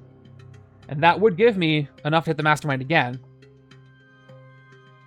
And then I could safely hit the Mastermind this turn with a mostly empty city, even though Shaw is still there. So I think I'm leaning towards that, yeah. Hitting Indestructible Man and both of the Elite Assassins, especially because 4 strikes have been played already. Yeah, I'm going to do that. Plus, I can send a hero undercover. I get to send 2 heroes undercover. And the right-hand side is doing a bit better. So let's go. Hey, thanks for the follow. So for 6 attack, we hit Blue Talon, thanks to his +3 from Dark Memories. So we're going to fight him. I may send a hero from my discard pile undercover. Let's just replace all our operatives with officers, or at least some of them. We will So this Hydra is going undercover. It kind of feels better to do that than KOing them. It feels a little bit better to do so. All right, from my discard pile, that's where it went. That is my second Elite Assassin, and then left-hand side. I'm going to hit for the last 4. I mean, still on the right-hand side. Snapdragon for 4. I may send one of my heroes undercover, so another Hydra operative is going undercover. He missed his buddy. So there you are on the right-hand side. That is 3 Elite Assassins on the right-hand side. And, I mean, they're going to go back in, but, yeah. But, oh, my, yeah, BP from the undercovers. Yes, for sure. I was more caring about the thinning of the deck, but that is a nice perk. And then she is gone. Okay, I got 3 recruits. Great stuff here for the other side. So now let's go ahead and hit the Mastermind. Let's get 2 Elite Assassins, put them back in. Snapdragon's going back in. And all I've got is... I have a third one. Black Lotus or Blue Talon. Black Lotus is harder to hit. Well, depending on what my deck members looks like. His ambush is worse if I have... I almost want to put Black Lotus back in. She's harder to hit. But she just discards a 0-cost card and gives you a recruit. So I think I want to take the risk and put her back into the deck. Because she's a little bit better as a fight reward. If I think I can get the attack. Yeah, so let's choose these 2. Turning this down to 1. And putting them back in. So just to be clear... Once during each of your turns, you may shuffle 2 Elite Assassins from your victory pile into the villain deck. If you do, fight Indestructible Man. So I already pressed the button down there for Mastermind Tactics, but I'm going to just lower it so I can actually do this properly. Let's hit him for real. As I shuffle the villain deck up, which feels thinner than I wanted it to be. I forgot how many turns have passed. It's already been 20 turns. First tactic from Indestructible Man is going to be... International Arms Dealer. Fight. Gain a tech hero from the HQ. Oh, man. I wish I was on the other side for this. Each other player reveals a tech hero or gains a wound. If this is not the last tactic, play 2 cards in the villain deck. Yeah, there it is. All right. I don't want to take any of these over here, but I have to. I guess I could leave both Doctor of Beatdowns, but Balanced Attack isn't going to do much. It's reveal the top card of your deck if it's tech or strength to draw it.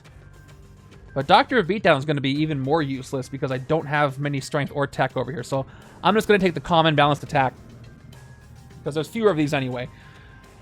So I gain a Balanced Attack on the right. And Furry Fury. I wish that's one that was there. Oh, that wouldn't be tech, so I couldn't have done that. Each other player reveals a tech hero or gains a wound. And I got 3 instincts. I have plenty of tech, just not in hand right now. So another wound goes out. It's a grievous one. It is the Subdermal Tracker. I do not like that one. That's the one where you get to play another card from the villain deck, which I don't want to do. Anyway, this tactic's gone, which is nice. And I will end my turn by getting a sidekick with a 3 recruit. I'm pretty sure I still have 2 of my 3 recruit. Rusty Collins, another ranged, good. But he's not a shield, so...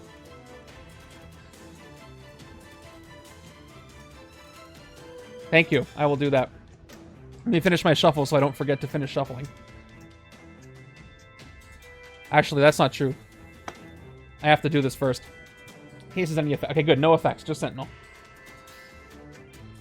Thank goodness there was nothing that messed with my cards in play, because I had some. So 2 Sentinels come out. I guess that's the nice thing about getting rid of most of a lot of the twists and strikes before you start hitting the Mastermind. Indestructible Man, particularly. KOing the wound gets you to an assassin faster. True. Very true. So there are upsides.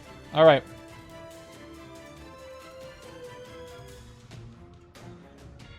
This is the one he's talking about. You may play a card from the villain deck if you do KO this wound. And yeah, hey Dre, thanks so much for the gifted sub. Yeah, enjoy that sub, Slavatsky. Yeah, so if speeding up the villain deck is good with Indestructible Man to get you more of those lead assassins. But I don't think I want to do that just yet, but I don't have the option to anyway. But anyway, we're on to the left hand.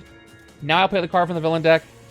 It is another Sentinel. All right, Sentinels are showing up big time. They're coming out here. Sentinels are representing. Cut that. I'll fix it in post. Okay, I got some good stuff here. Let's start with Red Wing, so I can set up my card draw. Red Wing, look at the top 3 cards of your deck. Draw 1 and put the rest back in any order. Tough choices all around. I think I'll draw a Shield Agent and put the rest of the Shield Agents back. So that's slowing that down. I'll keep him here for a second, but he's going to the bottom of that sidekick stack. So I can... Now, I have no choice. I have to clone this. I don't get the tactical formation. But I might as well. I want to get to Doctor of Beatdown, and I'm going to need more recruit to do that. So I will play me, myself, and I. Won't activate the tactical formation, but it will clone. So we get the me, myself, and I from the HQ. And there is... Ooh, there's Bloodstone Pendant, who needs Spectrum, which I might have on the right-hand side for some KO power. And then Reabsorb Dupes. We got 2 more attack. I may KO a card from my hand or discard pile. Discard pile's got a wound. So, I know the strategy to get to Elite Assassins faster is great, but I still want to get rid of this wound. Even more than that. So that one's KO'd. Alright. By the way, I did that because I had Tactical Formation 4-4. How do you guys say it? Do you say, and I'm pretty sure this has come up before, I just forgot. Do you say the numbers individually, or do you say them together? Say them together wouldn't make any sense, because it's not 44, it's 4-4. So that's why I say Tactical Formation 4-4. You check it for 2 separate 4s. Don't worry, I will. Just in case anything cares about it. I guess I'm just hitting a Sentinel, so that's not going to matter. Alright. Go fly back to Falcon. We're going to hit a Sentinel for 3. We'll hit the one in the sewers. Yeah, definitely individual. KO one of your heroes. Some little part of me wants to say 44 because I see them together, but that's not correct. I get rid of an agent, and I can take a Furry Fury for 4. There's Inspire Courage. Excessive Kindness, you get +2 attack. Excessive Kindness is a play on Excessive Violence, where if you spend 1 more recruit than you need to recruit a hero, you get to do the you get to activate all Excessive Kindness effects that you've got out. But I didn't see her early enough, so I'm not really building for that. Although I might be able to make it work.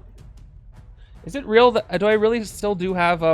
Yep, I have 2 Iron Maidens on the left. So I'll wait until the city's a little more empty. I'll hit him again. There's only 1 more strike left, by the way. All right, villain deck. Another twist. Who is getting KO'd? All right, KO a hero from the HQ. Inspire Courage or Bloodstone Pendant. Inspire Courage is 3 recruit, potential 2 attack. Bloodstone Pendant is 2 recruit, KO power, +1 recruit. I have enough KO power. Inspire Courage is a bit better, so I'm going to go ahead and get rid of the Bloodstone Pendant common. And once again, I will choose a Sentinel. Yeah, I saw some when I was cloning, but I haven't seen them actually appear. Sentinel's coming in to the hero, to the HQ. Thank goodness Shi'ar is printed 3 attack, and I haven't played anything yet. He could have entered twice so far. So let's start with Rusty, plus the sewers are empty again. Rusty Collins, investigate your deck for a card that costs 0, KO it or discard it. So we got Mantis, and we got the Soldier. I might as well KO the Soldier. And Mantis and Ego go back. I've played Arranged. Doesn't matter, though. Monster Hunter, 2 more attack. Sewers are empty. I get a bystander, and that bystander is a standard bystander. Not a lot of special bystanders today. We've got 2 recruit. We've got 1 attack, so I'm up to 4 attack and 2 recruit. Shield Wall counts the shield cards. 1, 2, 3, 4. I'm up to 8 attack.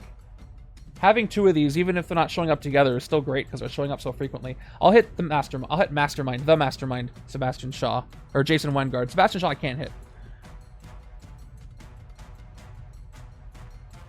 I can't hit Indestructible Man. I have a mostly empty city. Let's get rid of the other Mastermind for 8. Because I hit that magic number before the Master Strike comes up. And he gets powerful. More powerful. So he's out of here for 8. And yet another sidekick for me. It's another Rusty Collins. I'm getting a lot of these back-to-back. It's almost like I'm cloning them. What a hodgepodge of a hand. There's the second hairball. I just got the second Rusty Collins. Yeah, where are those patrol craft? I'd love to Soaring Flight a Doctor of Beatdown. I turn 23. Is another Sentinel coming in. So, no tech trigger. Do I have strength in the discard pile? I sure do. I'm not going to run out of cards for the KO, so let's go ahead and start with the Berserk from Furry Fury. I get 2 Berserks, starting with 2 base attack, giving me No attack. 2 more attack. Very nice. It berserked itself. I'm not going to get any bonus in perfect match. Oh, I will after I play the 3 shield agents. So play the 3 shield agents.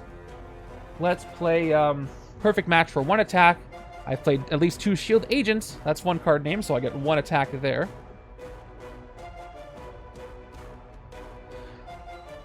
I was not even paying attention after the berserk. I haven't revealed anything, so I can take that back. So yeah, I could hit Shi'ar after I Furry Fury.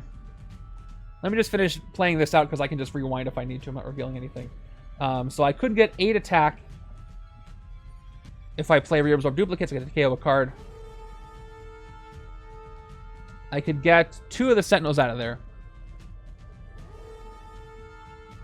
which would... So what I could do instead of hitting Shi'ar is I could hit 2 Sentinels and then hit the Mastermind. But Shi'ar is so annoying and he's going to end up in the villain deck in the HQ if I'm not careful. So maybe it is a better decision to hit him. So let's back all the way up to after we revealed and we did the Berserk. I had 4 attack and I've only played 1 card, so Shi'ar is at 4. So let's take this opportunity to hit him. And I can still hit a Sentinel anyway. So yep, get out of here. So now we'll follow through with what we did before. 3 recruit, perfect match, 1 attack, plus 1 more for the shield agents, and then I'll play Reabsorb Duplicates, which is going to give me 2 more attack, and thanks to the 4/4 tactical formation. Do I have any more wounds? I don't, so let's go ahead and KO a shield agent from my discard pile. Love this. This card is very useful. 2 attack and KO power that's almost always accessible is great. All right, let's hit... I'll leave the one in the HQ. Let's hit a Sentinel, the one in the sewers. And we'll do 1 more KO. And I get to hit the Mastermind too after this. So KO one of your heroes. Let's get rid of another shield agent. City's mostly empty, so let's go ahead and take the 2 elite assassins that we have, which is 2 more Iron's Maiden. Shuffle these 2 into the villain deck. And then we're going to go ahead and hit Indestructible Man. Again.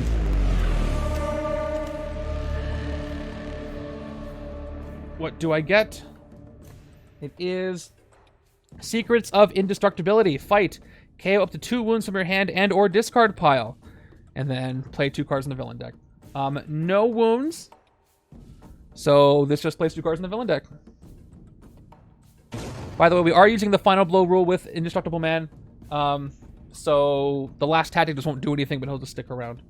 So we've got Emma Frost, who's coming in as the first card, and we'll do the ambushes in the second. And then we've got Sebastian Shaw. Again, he's back. Just got rid of him, and now he's back. So Emma Frost, ambush. Each player chooses an X-Men hero from the discard pile. Emma Frost dominates those heroes. So unfortunately for me, I do have X-Men heroes. She's going to take a Furry Fury from the left-hand side. Right-hand side's got that Rusty Collins, I'm pretty sure I still have. Yep. The sidekick. So she landed both domination attempts, and she's got 6 attack now, which is unfortunate. And then she moves to the bank because then Shaw comes in. And we all know what he does, right? He gets more powerful the more cards you play. Just dealt with that. And I'm down to 0 lead assassins here on the left. I've just made the city pretty scary. And as I'm about to end my turn, 3 recruit won't get me anything here, so we will take yet another sidekick. And it is Throg. I'll take it. It's a strength sidekick with recruit. I've never been happier to see Throg. That's not true. There are times where I was happier to see him, but I'm pretty happy to see him now. All right. No recruit this turn, but I got 1 upside down thinking. So much good it does me. I do get to draw a card, I think. Do I have a tech in the discard pile for... Yeah, I do. So maybe I'll get there. Maybe not. Who knows? Okay. Good thing I have some attack this turn with the way the city looks. Turn 24 is another twist. All right, so... Ooh, Emma's going into the HQ with her dominated... That might be actually for the best. We'll see. So, let's KO somebody from the HQ and then put Emma Frost there. Furry Fury or Inspire Courage? Probably Inspire Courage. It's a little too late for this. Alright, she's going to go in there with the villain with the highest attack. With all her fun stuff. Let's put it right there. Okay, gotta be careful. There are 3 more twists. I have to just KO 1 more hero from the HQ. And if I do, I can't lose to the scheme, as far as I can tell. Yep. Yep, okay. Just gotta get KO one more and then I can be safe, even though it's gonna really mess up the HQ for me. Alright, let's start with Hairball, I think. Or should I do balanced attack before Hairball? I don't think it's gonna land on anything. So let's just play balanced attack. I can't wall crawl anything that's strength or tech. Oh, that's true.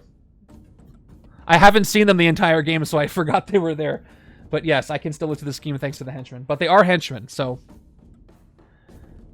Only 3 more... There's only a chance for 3 more cards that have attack of 4 or higher to get into the HQ. So if I just keep the city clear, I should be okay. Let's do this now. Top card of the deck, of my deck, is a soldier. So of course I don't draw it. Let's play Hairball. I'm going to draw that soldier. Get rid of Hairball. I haven't been doing a lot of recruiting. That's why I haven't seen the patrol craft. Also just the shuffle. So I can get 7 attack. Shaw is at 5 attack. I can hit Shaw, right? If I play Selfish, that's 1, 2, 3, 4, 5, 6. Oh, I played Hairball too. So Shaw's at 3, 4, 5, 6, 7, 8 if I play this. So I'll still be out of reach. Unfortunately. That's 1, 2, 3, 4, 5, 6, 7. Yep, can't do it. So I guess I'll hit one of the Sentinels, or 2 of them. I can hit both of them. We'll play Selfish, just so I can hit both Sentinels. Or I can Emma Frost, too. That's probably the better option. Let's play Selfish. Up to 7 attack. I don't activate it. And let's just get her out of there. For 6. So she's gone. And I get to pick where these go. And they're going to go this way. Easy. Finding Myself. This is one I was hoping to see. This is one of my favorite cards of his, but it didn't show up yet. Check this out. 1 attack. Investigate for a card that has the same card name as any of your cards. And you don't have to declare anything. You just investigate. You take one if it matches. And then Tech Clone. This would be great if I had both Doctors of Beatdown, but I don't yet. But I can use this to get recruit cards, and then get Doctor of Beatdown. We'll see. I got 3 recruit to play. And again, I can't take anything, so another sidekick for me. Or I go for a special officer. Let's go for a special officer over here. I failed. Failed miserably. I said I was only going to do that once. I didn't listen to myself. But there's Defend the Shield Wall. Oh boy, if I can get the second one and a bunch of shield. Unfortunately, it doesn't do a lot because of this Mastermind, but it'll do something. I can hit Shaw if I time things right, I think. 3, 4, 5, 6. That's still a lot of attack. Thank you for that.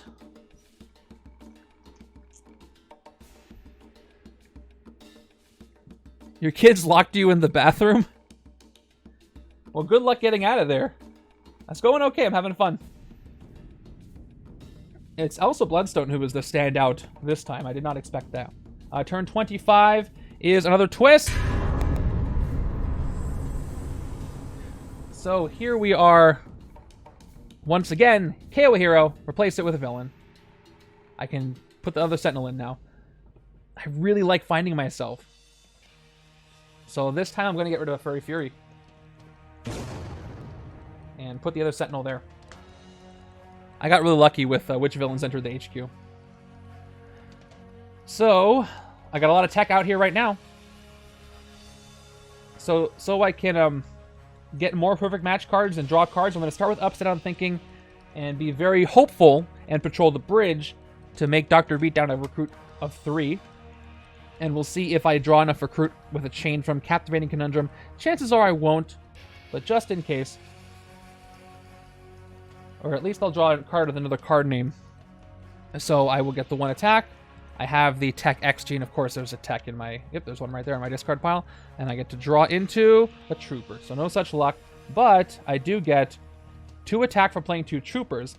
And I have 2 perfect matches. So each one's going to give me 2 attack. 1 for base and 1 for the Shield Trooper I played. But also, check this out. The second perfect match is going to give me 1 attack base, 1 attack for the 2 Troopers I played, and you get +1 attack for each card name that you played at least twice, counting itself. So I get 1 more attack for the 2 perfect match cards I played.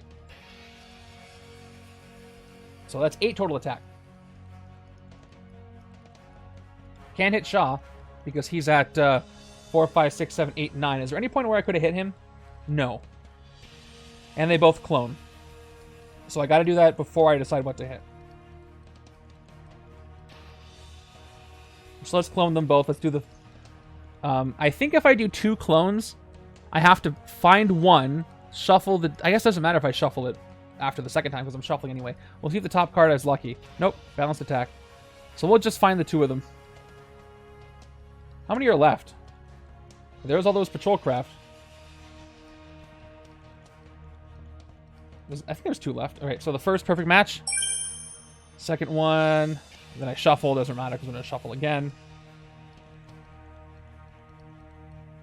And then... Hold on. Are there any more?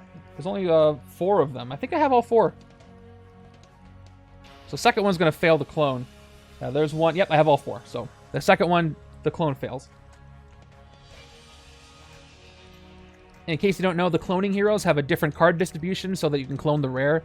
They have 3 commons of 4 cards each and 1 rare of 2 cards each. For a total of 14 as normal.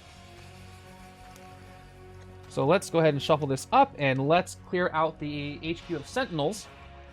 Starting with the first one. I'll have to get rid of some troopers though. Small price to pay. Down to 5. I'll take out the trooper. And we've got Captivating Conundrum. Second Sentinel. I'll take this one out too. Down to 2. I'll take out the second trooper. And replaced with our first rare. That's not a weird cost. Discover the Dead Mantis has appeared. Excessive Kindness. You get plus attack equal to the cost of the hero you recruited this way. Okay. Not great with multiple man out here. Got some lower cost things now. Still fun. And there's no more villains in the HQ. But that is the turn.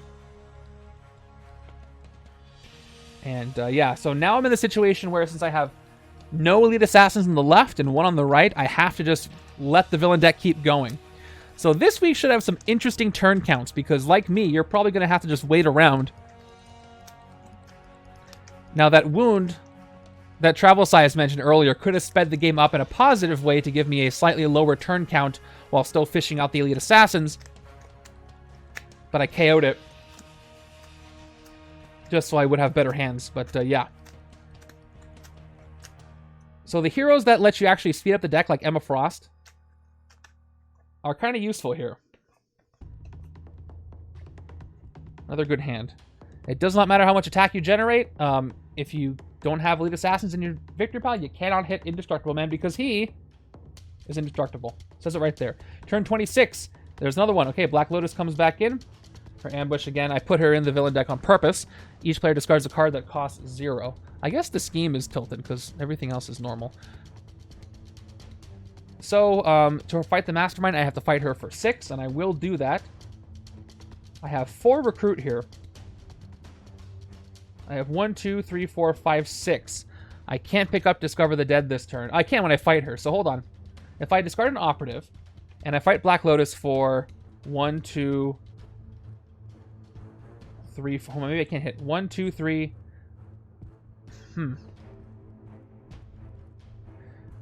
Oh, maybe I can't hit her.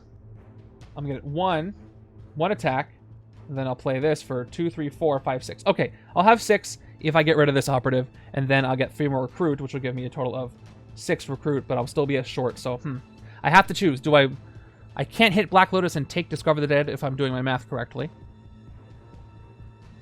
which is the only way to be able to get it.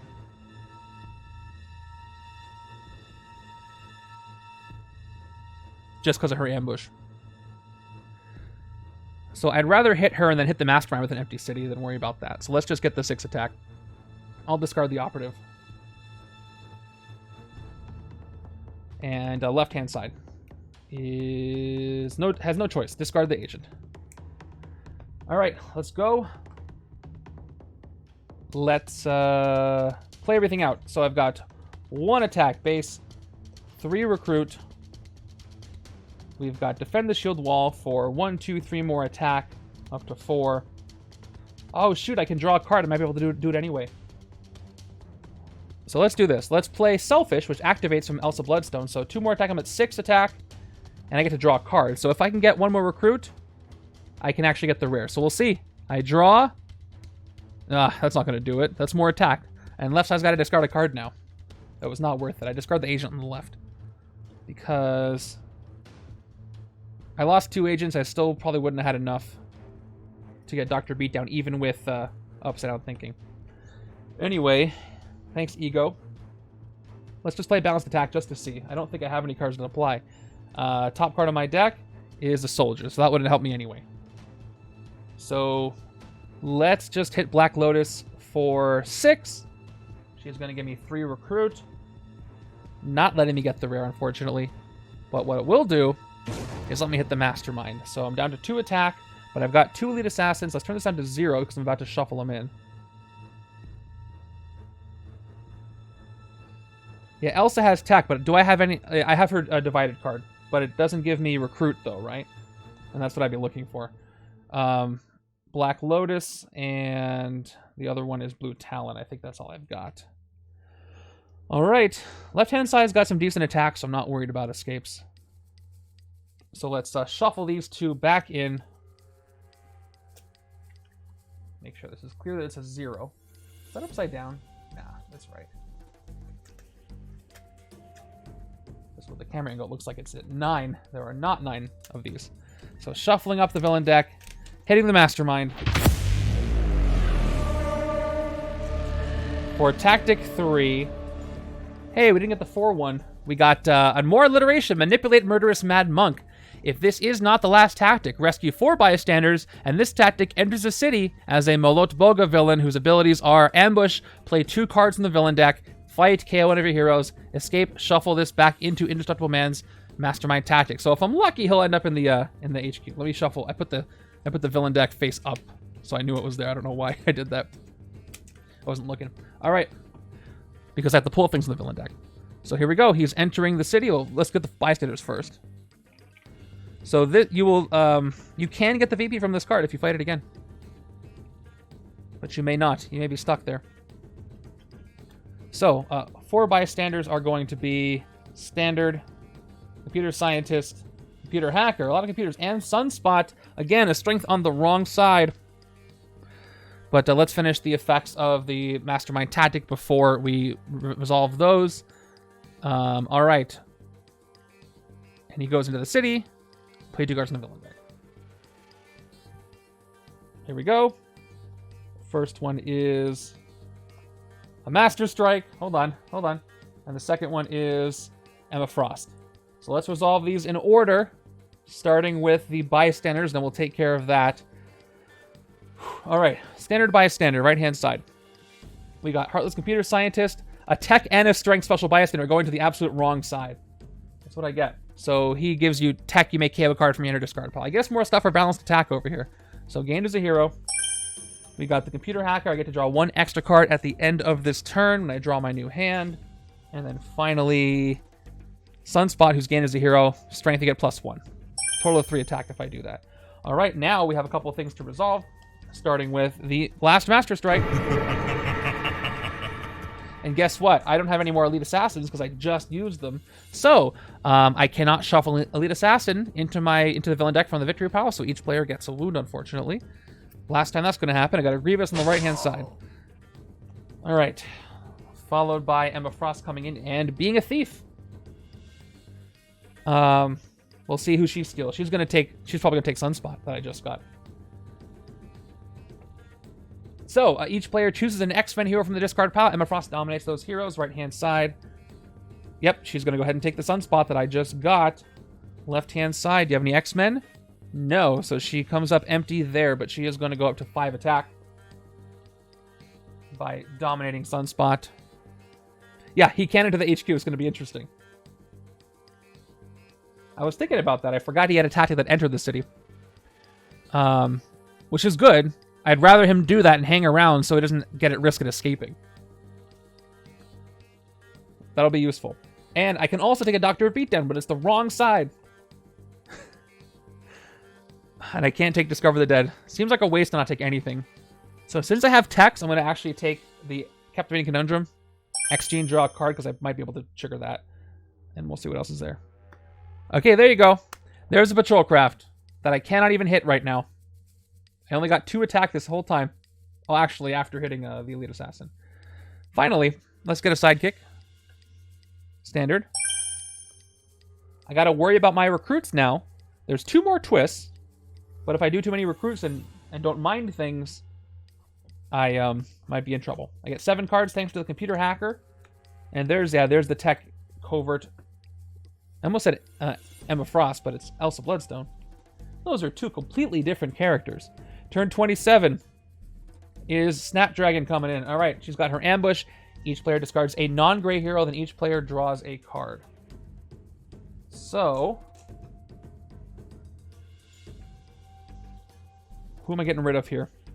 I doubt I'm going to do a recruit this turn, so although I could, if I get rid of Upside Down Thinking, that's 4 attack, 2 KOs, 6 total attack after perfect match. All right, I'm gonna be so mad if I draw some recruit. I'm gonna discard Upside Down Thinking, but I get to draw. What do I draw? 1. That's not gonna be enough anyway. All right, right hand side, I'm gonna get rid of Rusty Collins as my non-gray hero, and I'm going to draw an operative on the right. Okay. None of these can clone because I have all their cards. So let's just play them all out. I get the tactical formation. I gotta wait for perfect match to get maximum attack. So we're gonna start with reabsorb duplicates to attack. I may KO a card from hand or discarded pile. I got 2 cards in my discard pile I would like to KO. I've got a wound and a shield agent. So I'm gonna play both. Let's do this in order. I KO the wound. Second reabsorb, 2 more attack. I KO this agent from my discard pile. It would be very interesting to do this, and if I have a short 1 attack with Dark Memories, it would be fun to KO a non-gray just so it goes down by 1, but that didn't happen. Perfect match is going to give me 1 attack plus 1 more for the 2 reabsorb duplicates that I've played. I'm at 6. And probably want to hit Emma Frost. I can only hit 1 thing. So let's take out Emma Frost as the strongest thing in the city. Oh, and then I get to get Sunspot over here. That's great. I forgot about that part. I can move it around. All right, we're going to go ahead and take out Emma for 5. And I get to choose where Sunspot goes. He's going to the side that needs the strength card. So on the left side you go. And that's where things are going to end for me. Okay, we got some berserking. We got some recruit. But I'm getting the picture that Doctor of Beatdown is going to be staying in the HQ for the entire game. We'll have to wait and see. 7 cards. And then we've got Black Lotus coming in as another Elite Assassin. Ambush. Each player discards a card that costs 0 once again. So let's pick 4 recruit. Should probably maximize my attack. I don't need to take anything. Plus I got Elsa. Let's just get as much attack as I can get without having to count it. Discard agent, an operative, and left-hand side has only 1 card that costs 0, so it has to be... Yep, it's each player. So it's got to get rid of the trooper. I'll get some good attack over here, though. I can't patrol the sewers unless I want to hit before I play Monster Hunter. But if I do that, it's not worth the bystander. So we'll start with Monster Hunter for 2 attack. And then we're going to go ahead and play all our grays. So we've got 3, 4 more attack. We've got 3 recruit from our recruit cards. And then we got Defend the Shield Wall. It's going to give me 1, 2, 3, 4, 5 more attack. I'm up to 9. Okay, I have no Elite Assassins. I can't get both. I'm short 1 attack to get both. I can get the tactic out of there if I'm worried about it, which I am just a little. And I get to KO one of my heroes. Plan B is I take out one of the Elite Assassins. But let's just get rid of the Malot Boga before it becomes a big problem. So we're going to take it out for 8. Fight, KO one of your heroes. Plus more VP for me. We're going to get rid of another Shield Operative. Thank you for that. Yeah, what are we in? We crossed the 2-hour mark. This setup is not super difficult with a lot of twists and turns. I know I had a lot of twists and strikes early on. And I did find Indestructible Man to be... He's interesting. He's not my favorite Mastermind to go up against just because sometimes you're just waiting around to hit him for villains to come out, which is cool as a concept, but sometimes I just want to get massive attack and hit stuff, but I guess there's other Masterminds for that. But he's fun, and I think the setup is enjoyable. I'm having a good time with it. Also, I haven't seen a lot of patrol craft, so there wasn't that much pressure from those. Oh, look at this hand. That's a lot of recruit. That's 2, 4, 5. I can get the rare Discover the Dead, or I can, yeah. But not a lot of attacking, so I gotta be careful. Alright, let's see how much attack I can get here. So perfect match, I got 2 Furry Furies. That's pretty good. Oh, no. Well, actually, that's better. At least he didn't come out on the other side where he would have made Discover the Dead an 8 recruit card. Each hero costs 1 more to recruit this turn, or heroes cost more than 1 to recruit this turn. That does count anything that's not in the HQ that I recruit, like officers and sidekicks. So let's give a big fat 1 right here so I remember. All right, so let's start. Do I have a strength in my discard pile? Yep, I got Sunspot there. So let's Berserk 4 times. See how lucky we get. Starting with the first one. 2 attack. No wall crawls I can do. Oh, there is a way I could Soaring Flight something for a guaranteed Berserk hit, but I'd have to spend 3 attack, and I don't have enough recruit. I only have 3 recruit from Throg, so it's not worth it. Let's go ahead and Berserk twice, giving us 2 attack, 1 more attack. That's 3 from the first one. That's pretty good. In case not clear, Berserks give you gain attack equal to the printed attack of the card you discard this way. Second Furry Fury. Oh, let me check on that. Good call. I'd like to play out my whole hand, and with Shaw, you can't do that. So I appreciate the reminder. Let me check. Yeah, I can hit Shaw right now. Same way the last time with the Furry Fury. Yeah, I guess I should. I'm going to get a lot of more attack. So let's hit Shaw. He is at 4 attack right now. I've played 1 card. So let's take him out. I'm at 1 attack now. Nope, I'm at 2. He only cost 3. No, he cost 4. He cost 4. I spent... Yeah, I had 5. I spent 4. I'm at 1. All right, second Furry Fury. First one was played. Here's the second one. 2 attack. Berserk twice. Nothing. Nothing. At least the first one hit. That was the one that mattered. And Throg I may not even play. We'll play a perfect match, so I get 1 attack for the base, plus 1 attack for playing 2 Furry Furies. And the second one, again, is going to get 1 base, 1 for Furry Fury, 1 for itself. Perfect match. So I'm at 8. I can hit Snapdragon and a Patrol Craft, and then I can, I don't know, Soaring Flight a Sidekick. I'm not going to get 6 recruits, so I might as well do that. Seems like it would be useful. Oh, I can't get a Sidekick because Leland came out, so never mind. So I'm not going to play Throg at all. I could play him just to get the recruit and get him out of the way, but I think he's more useful hanging around. So yeah, he won't be useful to get me a recruit, so forget that plan. I wish I could hit 2 things in the city. If I hit Black Lotus, I'll get +3 recruit, and that will help me do what I want to do. I'll get 5 recruit. Oh, shoot, I could have gotten Doctor Beatdown this turn. It's 7, but Black Lotus will be 3. This will give me 5. And then I could have used the other thing, but maybe I'll still want to do that. I think I want to save Black Lotus to use Black Lotus to get Doctor Beatdown, but this is not the turn I can do that with. So let's just hit...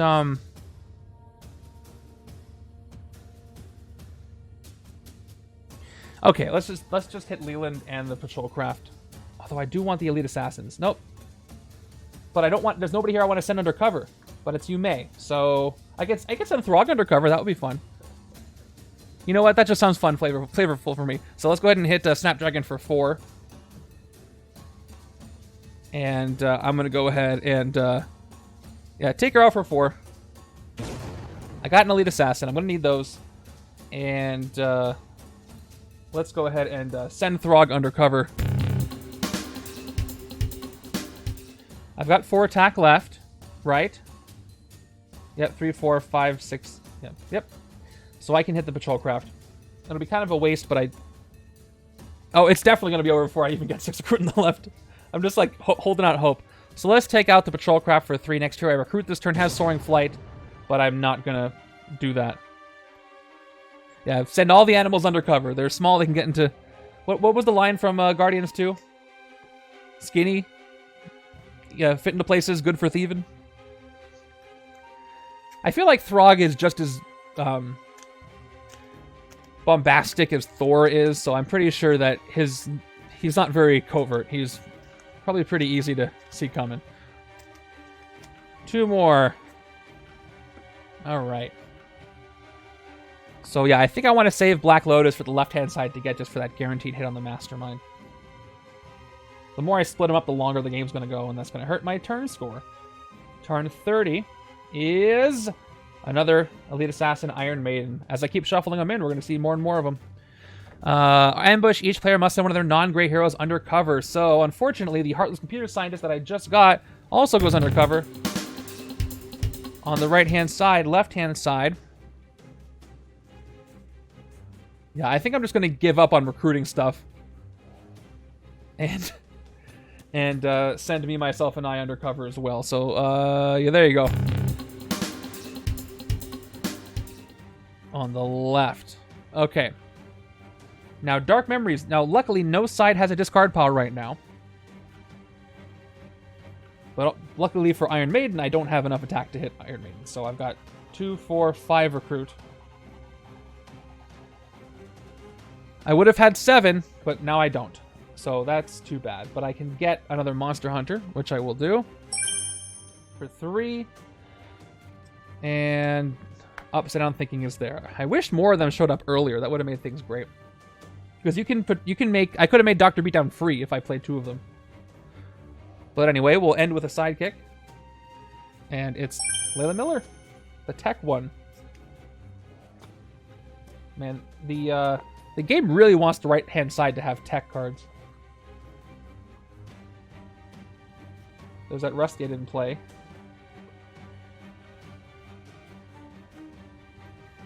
Alright, turn 31 is another twist.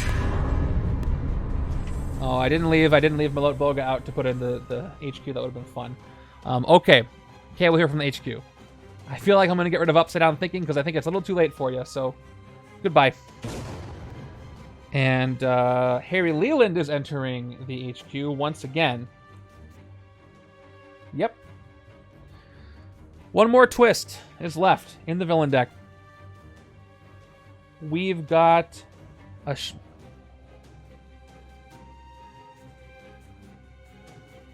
Is it Lotus? Oh, I guess 6. Yeah. What did I do that?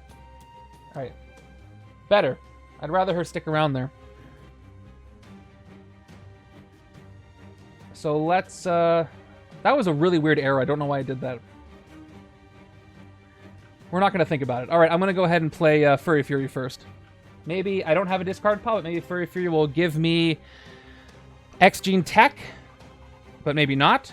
Also, Iron Maiden's got Dark Memories, so I gotta watch out for that. Let's go ahead and do this.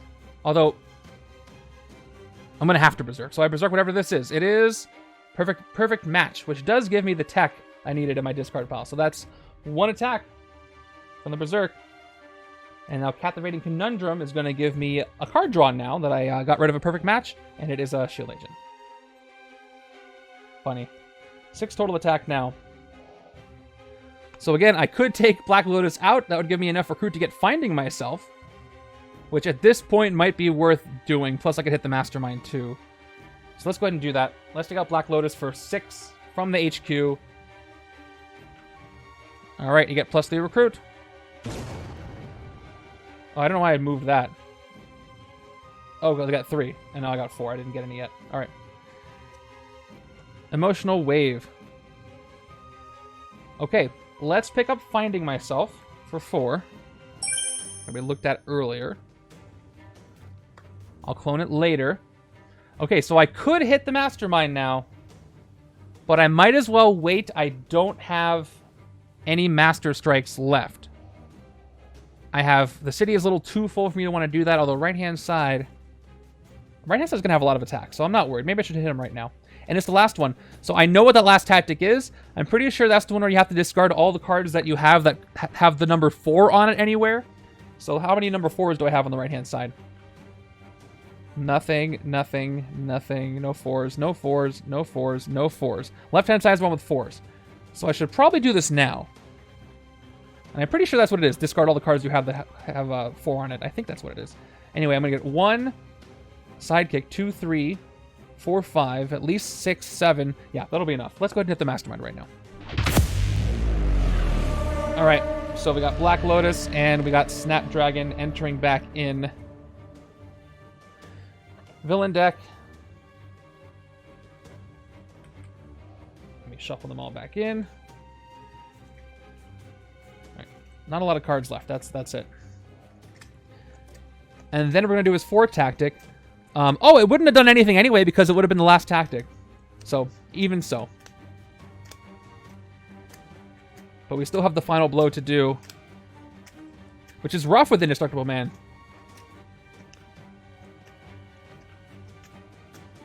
So, let's take care of it. But yeah, we won't do the effect at all. It's the Unveiled Project 4. Oh, we just don't have to play any cards to the villain deck. All right, each other player reveals their hand and discards each card with the 4 printed anywhere on it. All right, the copyright date line doesn't count. Yes. So yeah, I just checked. Nothing has a 4 on it. So that does happen, but we don't do the last part. If this is not the last tactic, play 2 cards from the villain deck. It is the last tactic, even though we are using the final blow. So this goes to the left-hand side. It's just going to take 2 more Elite Assassins to be defeated, and that is going to be the game.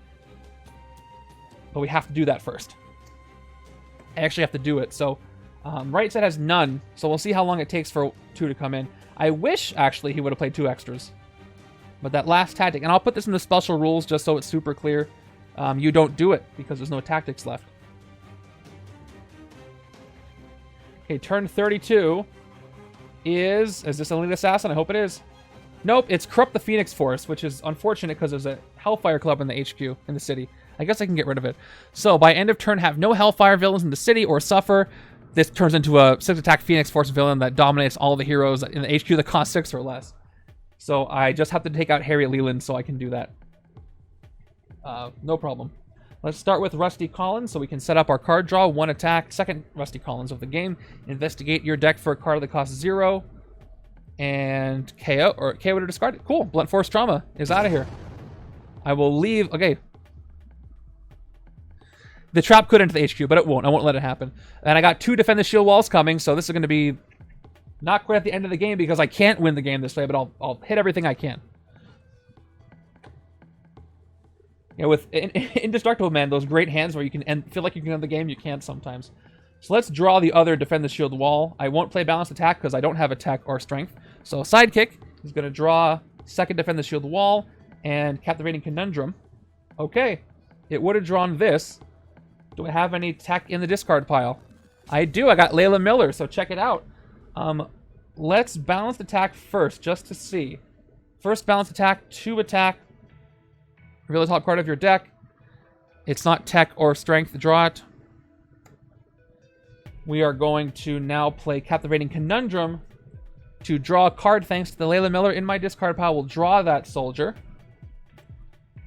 Monster Hunter. Let's see. Could I hit Iron Maiden before I do this? Probably. I have 4 attack. Dark Memory is going to give a +1. +2, actually. So, Iron Maiden's at 6. The Bystander, yeah, it might help me. But I have to hit Black Bishop. So I can't not have the 5 attack. I'm going to get it with the 2 shield walls. I'll have at least 6 attack from these 2 alone. Neither side has an Elite Assassin, so I guess I could hit Iron Maiden over here. It might be smarter, though, just to wait until both Elite Assassins are in the city, so I can take them with the same side. Because left-hand side is going to get 2, 3, 4, 5, 6. Right side's doing better. Maybe I will let the right side take the Elite Assassin. Yeah. I try to be in a league mindset because I know my score is going to be in there, so people want to see. So I'm trying to think that way. But yeah, I do need the VP. I'm not saying I'm not going to get it. I'm just saying winning quickly is also important, especially the turn score is going to be extra important for this setup because sometimes you just have to wait.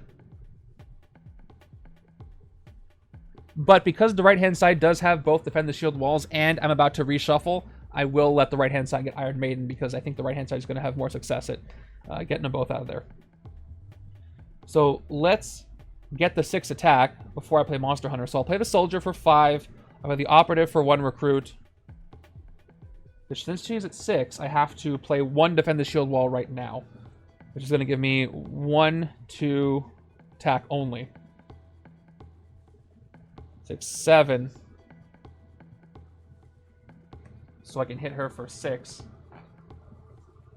And who do I have under cover before I do this? I have the Computer Scientist. Is that it? Yeah, that's it. Okay, let's go ahead and hit for 6. Each player may unleash one of their heroes from undercover. Left side gets 1 too. Okay, so the Computer Scientist is going to be unleashed right there. Left-hand side is going to unleash... Is it just Multiple Man or Throg? Both give recruit.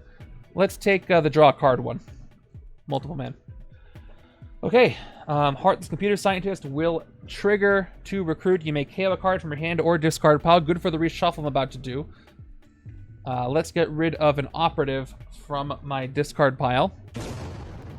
Alright, we are going to play Monster Hunter. Patrol the sewers. If it's empty, get a bystander. That bystander is another... for full of standard bystanders here, but that is 1 more VP. And then we got Defend the Shield Wall, which is going to give me 1, 2, 3, 4 more attack. I'm up to 7. So I can easily take out Harry Leland to fulfill the traps requirement for 5 of the 7. And then my turn's over, so I pass the trap, which means it goes to my victory pile. And that's worth 3 VP. I passed it last time I played. Oh, I guess I got 3 recruit left. Should I take something before I do that? Or I could take Empathic Bond.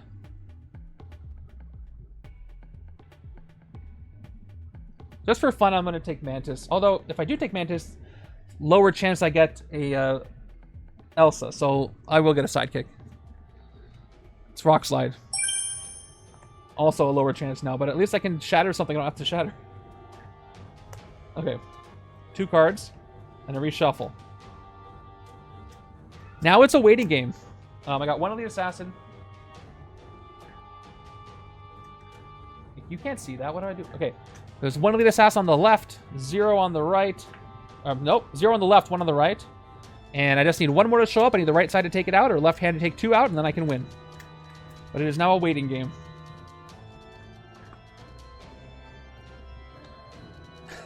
Imagine you're the person who's fighting Indestructible Man.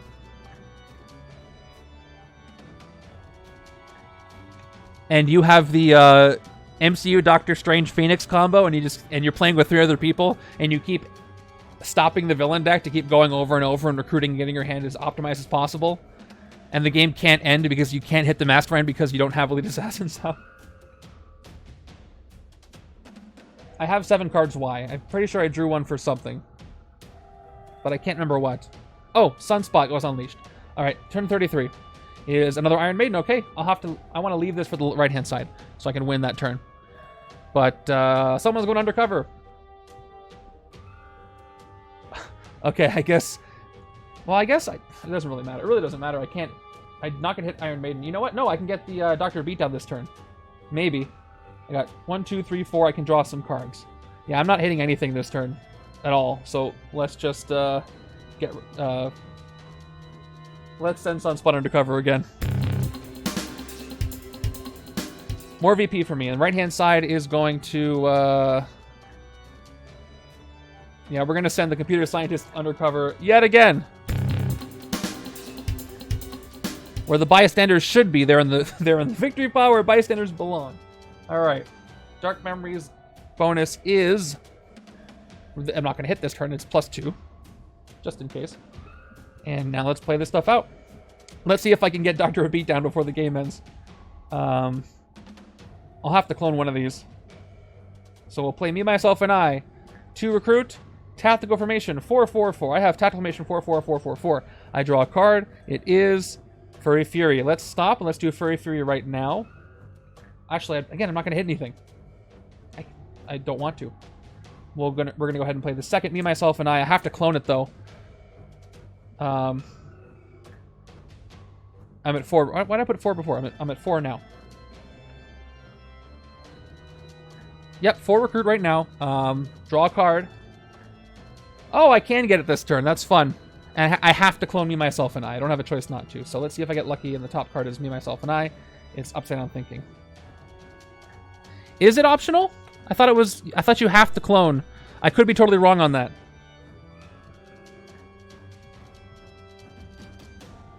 Oh, no, you're right. You may. But I already looked at the villain deck, so I have to clone it now. Because I already looked, so. I'll do it anyway.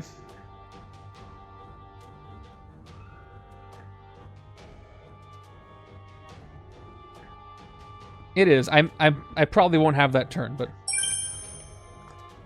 I picked it up. Cloning is really great with this scheme because you can get a lot of heroes out without having to play a lot of patrol craft. Okay, let's Upside Down Thinking. Finally, I will cheapen this Doctor of Beatdown to make it only 3. Or I could get the rare Mantis, but... Right? No, it's not empty. So I can't do that. Whatever. I'm going to take Doctor Beatdown for 3. Finally. Unfortunately, I can't Soaring Flight it or anything, but I'll take it for 3. And there's Sleep. I like this card. Okay. Once again, I'm not hitting anything, so let's just see how much attack I get. I get 1 more recruit.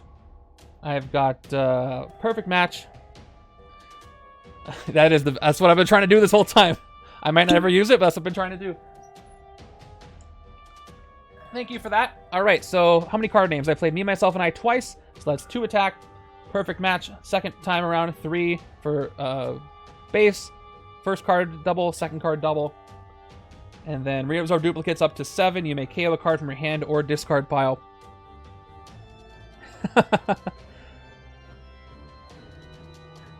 I guess I could KO it. That would be kind of funny.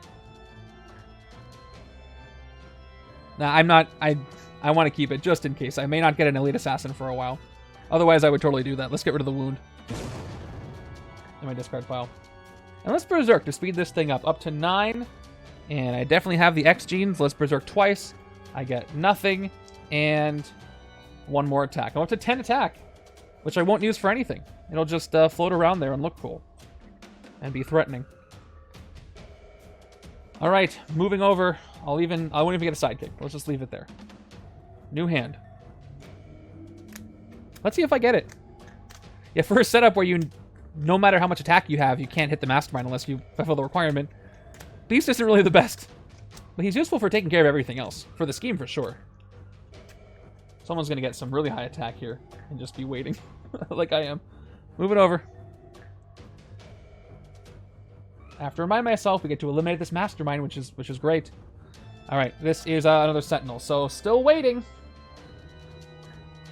Actually, no, I'm not waiting anymore. I already have one. So I get to hit the second one. But I don't have enough attack. So I can't hit Iron Maiden this turn. So let's just play... Let's just get that Sentinel out of here. Selfish and the Soldier. Take it out for 3. I'll play my Operatives first. Then hit the Sentinel. Then get rid of an Operative. And 4 Recruit is what I've got after all that.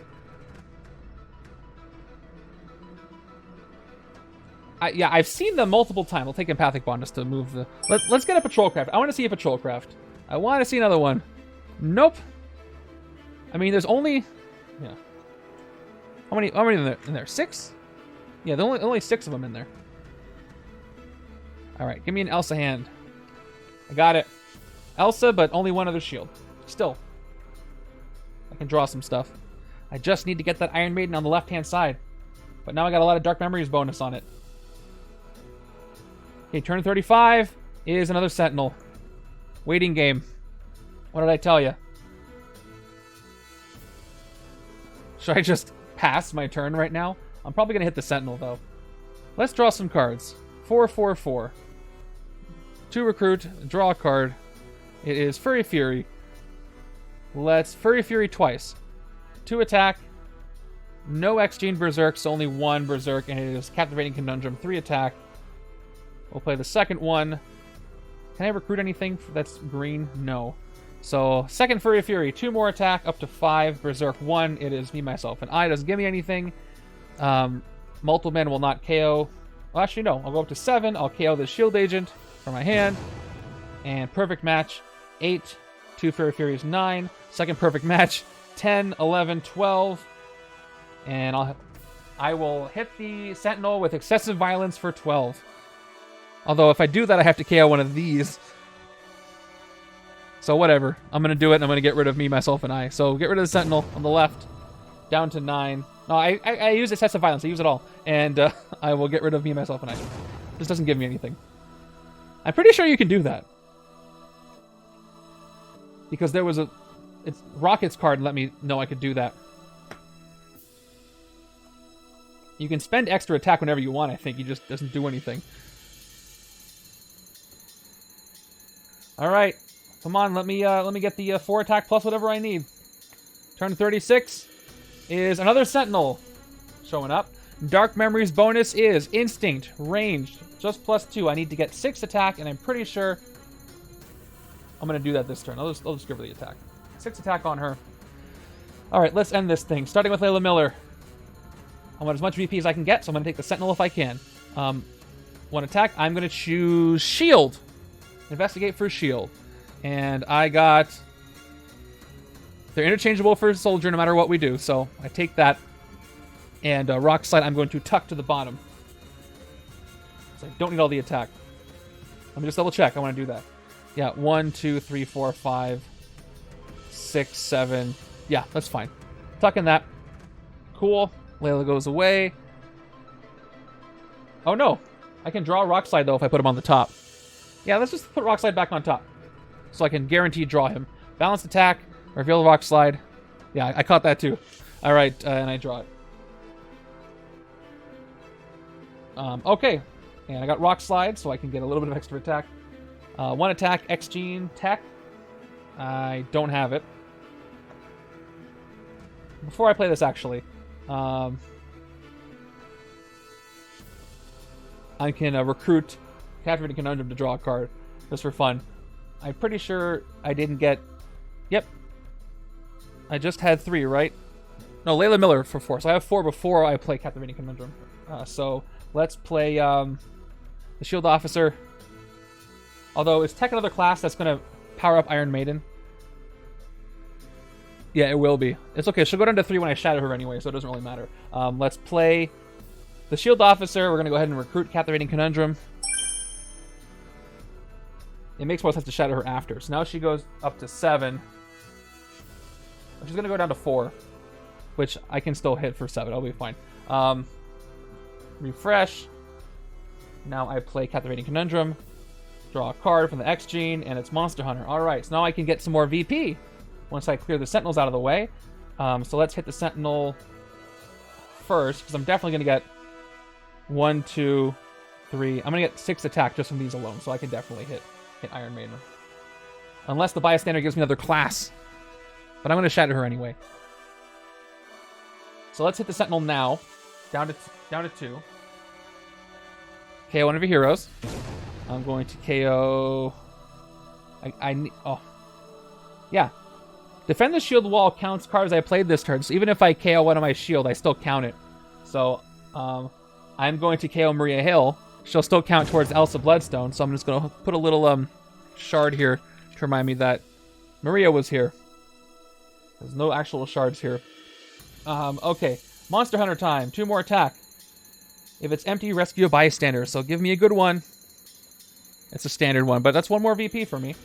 All right, let's go ahead and play Rock Slide so we can go ahead and shatter. Yes, thank you. Shatter, yes, shatter Iron Maiden. So she is down to 4. How much overkill am I going to do? Defend the shield wall gives me 1, 2, 3 for the Maria who's not here. 7. Second one gives me up to 11. And let's hit Iron Maiden for 4, 5. Actually, she's at 4, 5, 6, 7. She's at 7, so I hit her for 7. Each player may unleash one of their heroes from undercover. I will choose not to, because that's more VP for me. And we will take... We have to lose the 2 the Iron Maiden and the other Iron Maiden. And shuffle them back into the villain deck. So I bump into everything for the final hit on the Mastermind for the final blow. Here we go. And that's going to be the game. Indestructible Man is eliminated from the rotation. So is this scheme. And it was a victory.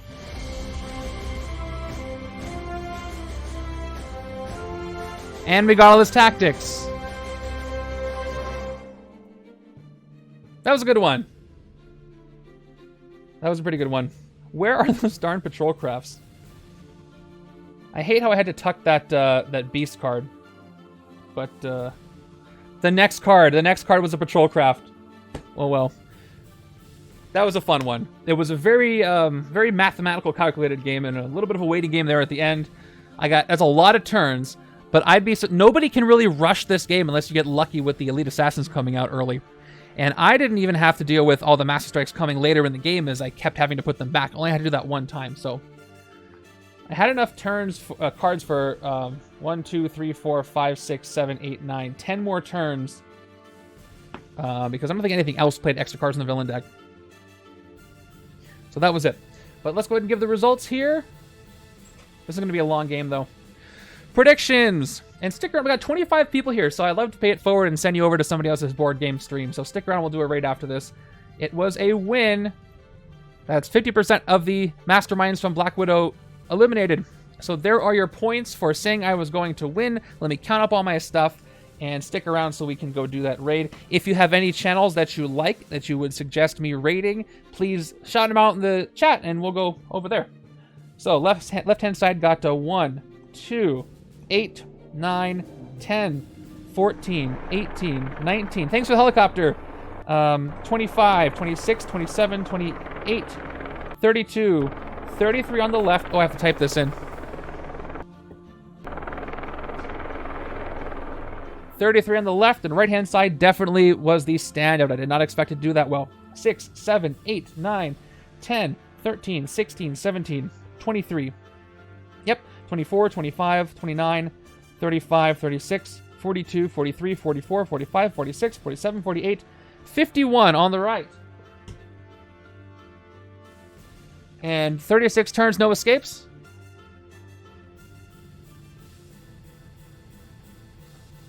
And that's my stuff. That's my score. Thank you for coming to this stream. I think I'm doing some viewer challenges next week on Tuesday, and then Thursday is Randomizer number 114, and it's like week 98 of the league or something crazy like that. So be there for that, and thank you for coming by. Oh, we are at 699 followers on Twitch. So if anybody out there is not followed, you can be the 700th Twitch follower right now, if that is you. We'll see if that's anybody while I'm searching for somebody to raid. Who is playing some games? Who's playing games? I tried to raid... Well, Board Game Geek TV's painting stuff. We can go raid them while they're doing some mini painting. That would be cool. Oh, they're painting Marvel United as well. Yeah, let's go over... If they let me raid them, let's go ahead and raid Board Game Geek TV. And check them out.